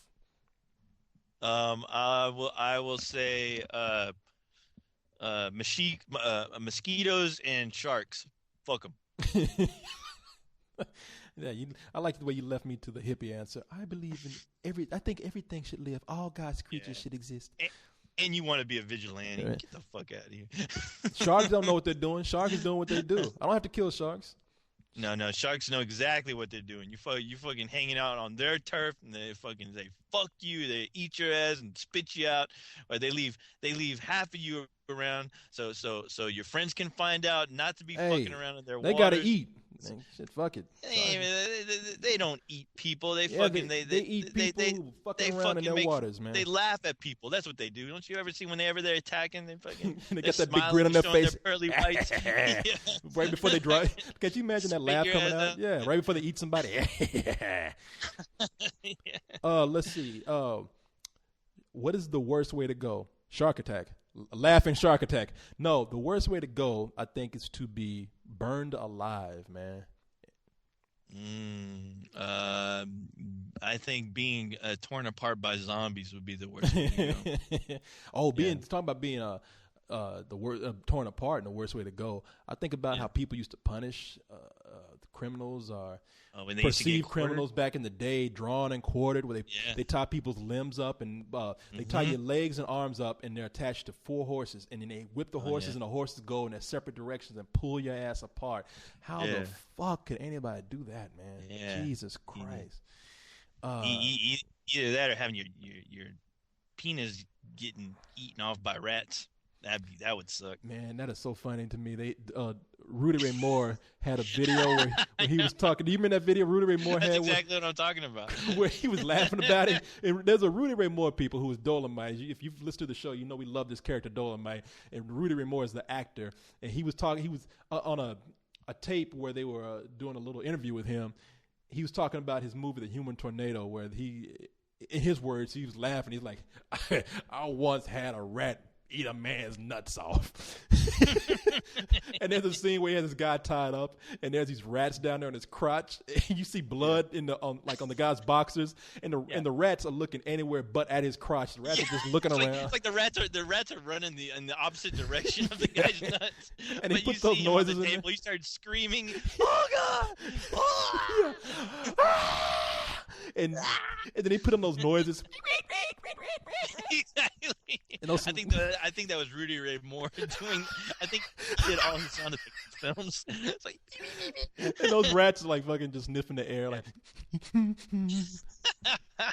Hey, speaking of Rudy Ray's voice dubbing or his special effects, I always loved the clip where he walks in on that lady on the toilet taking a shit, and you know it's Rudy Ray Moore's voice because it sounds like him trying to be a woman. He's like, oh yeah, this is the lady. Yeah. Yeah, that's true. Yeah, there's a part in the movie where one of the characters in the film walks in. He has to pee so bad that he runs into the ladies' room, and he dubs both parts actually, because there's a part where he walks in. They have this big lady sitting on there on the toilet taking a shit. This big black woman, and she starts beating with a person. You're right. It's Rudy Ray Moore's voice. How does it go? It's the ladies. This is the lady. Get out! Get out! Get out of here! But then they have another part where the guy's like he starts pissing in the sink, and Rudy Ray Moore dubbed that part because you could hear it, like the guy's mouth isn't moving, but you hear, well, what do you think this is for? Yeah, that's right. That's the best part. What do you think this is for? This is this big fat lady, this big fat black chick, and they're fucking sitting in a toilet. It's like the size of a fucking broom closet. Awesome, genius. All right. Here's our You know last what? question. Huh? We still reading? We got one more. We got one more. Okay, cool. She These says, are great questions, by the way. No, they are. It's a lot of fun. She says, would you rather work together with assholes or work cleaning assholes? And she says that's understood in the metaphor. Yeah, we get it. So she means, would you rather work with people who are just shitty people to work for, or would you work actually cleaning people's assholes? And that's the easy one. I would rather work with people who are assholes than having to clean assholes. I don't want to clean people's asses all day. Yeah, I agree to agree with you, Corey. What kind of question is that? You know what you're gonna say. She threw a humdinger at us. I think the really bad answer for this is people who work with assholes cleaning their assholes. Because think about Corey, didn't you actually have to do that at some point? Well, that's why I'm thinking about it. My dad, before he died, I had to wipe his ass, and he was like, he the whole time he was like, "Son, you're not doing it right. Get the fuck off me!" Yeah. Like, Jesus, I'm cleaning an asshole of an asshole. You know? They actually have people for that job. Yeah, what the fuck? Where's the nurse? Somebody's making a career out of that. Yeah, I mean, my father, God bless his soul, but I never had to do that before, so I have much respect for people that have to clean assholes of people while those people are yelling at you. I never had to go. By the way, I never had to go that deep with my dad, but I'm sure if I did, it would be that job. You're not doing it right, God damn it! Don't you know anything? Dig deep, go in there. That didn't sound too good the first time. Don't be afraid of it, son. You didn't have to go in deep with your dad. Oh no. Yeah, no. I hope not. Yeah. Hey, you know what? I was just thinking back to the other question where your answer was being a vigilante, as far as doing something illegal. Mm-hmm. I just came up with an honest answer. What? A nude clown. That's exactly what I'd want to do. I don't know why, but it's something you just don't see every day, and it would be kind of cool. Technically, that could be legal in certain parts of the country. What, in Amsterdam? Well, in this country, yeah, hell yeah. Here in Amsterdam, anything goes. Point me in the fucking direction. I'm there. No, hey, there's nudist colonies. I mean, I'm sure like people would love to have a happy clown walking around nudist colony, getting people all getting joy. So technically, not illegal. So you can still do that. So your answer is fucked up. Well, how about a nude clown while doing coke all day? How's that? Well, in Amsterdam, I think you could do that. I don't know. You get fuck. How about now? See, your answer should have been a nude clown at a kindergarten school. Oh, that's just sick. What kind of show are we doing here? Come on, Corey. God damn, you need to tone that shit down. Yeah, after all we said tonight, all of a sudden, that's just flat out wrong. Well, damn, man, if you talking to me like that, I don't think I feel like being in your company anymore. I don't think I like your tone. I'm just kidding. I think nude clowns around kids is hilarious. It's too late. Hilarious. You drain the energy from me, my friend. I'm tired. I'm getting out of here. We did it. Fuck, man, we did it again. What? What did we do? Sat up here and said we are not going to go 2 hours and it's been 2 hours and 30 minutes, man. Holy shit! How does this happen? Man, when you're having a good time, you're having a good time. No, I gotta say, I woke up like just dragging myself down here to do this podcast, and now when I started doing it, I was like, shit, this is just like being back at home. I'm having a great time. So. Yeah, except you're not at home, and I'm here. And you're not having a great time. I'm like the only one. Not much to do. But we went on so long, I finally looked up and I said, here the sun is coming up. I'm like, how fucking long have we gone? I looked down. I was like, holy jumping jackfish. 2.5 hours, man. So, yeah, well, I am going to go ahead and get my ass on out of here, man. All right. Well, hey, I just came up with you sound so disappointed.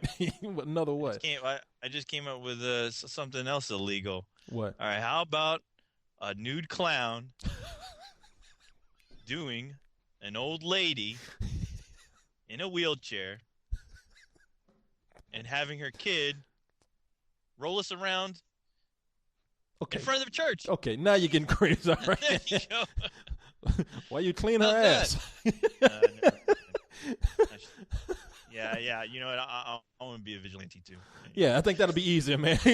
That's a much simpler lifestyle instead of this old woman wheelchair sex having clown that you plan on being. I think even then you would set the point where it would be illegal. I think it would be legal until you start doing it. People be like, no, we can't let this happen no more. Fuck this. Wait. What about me?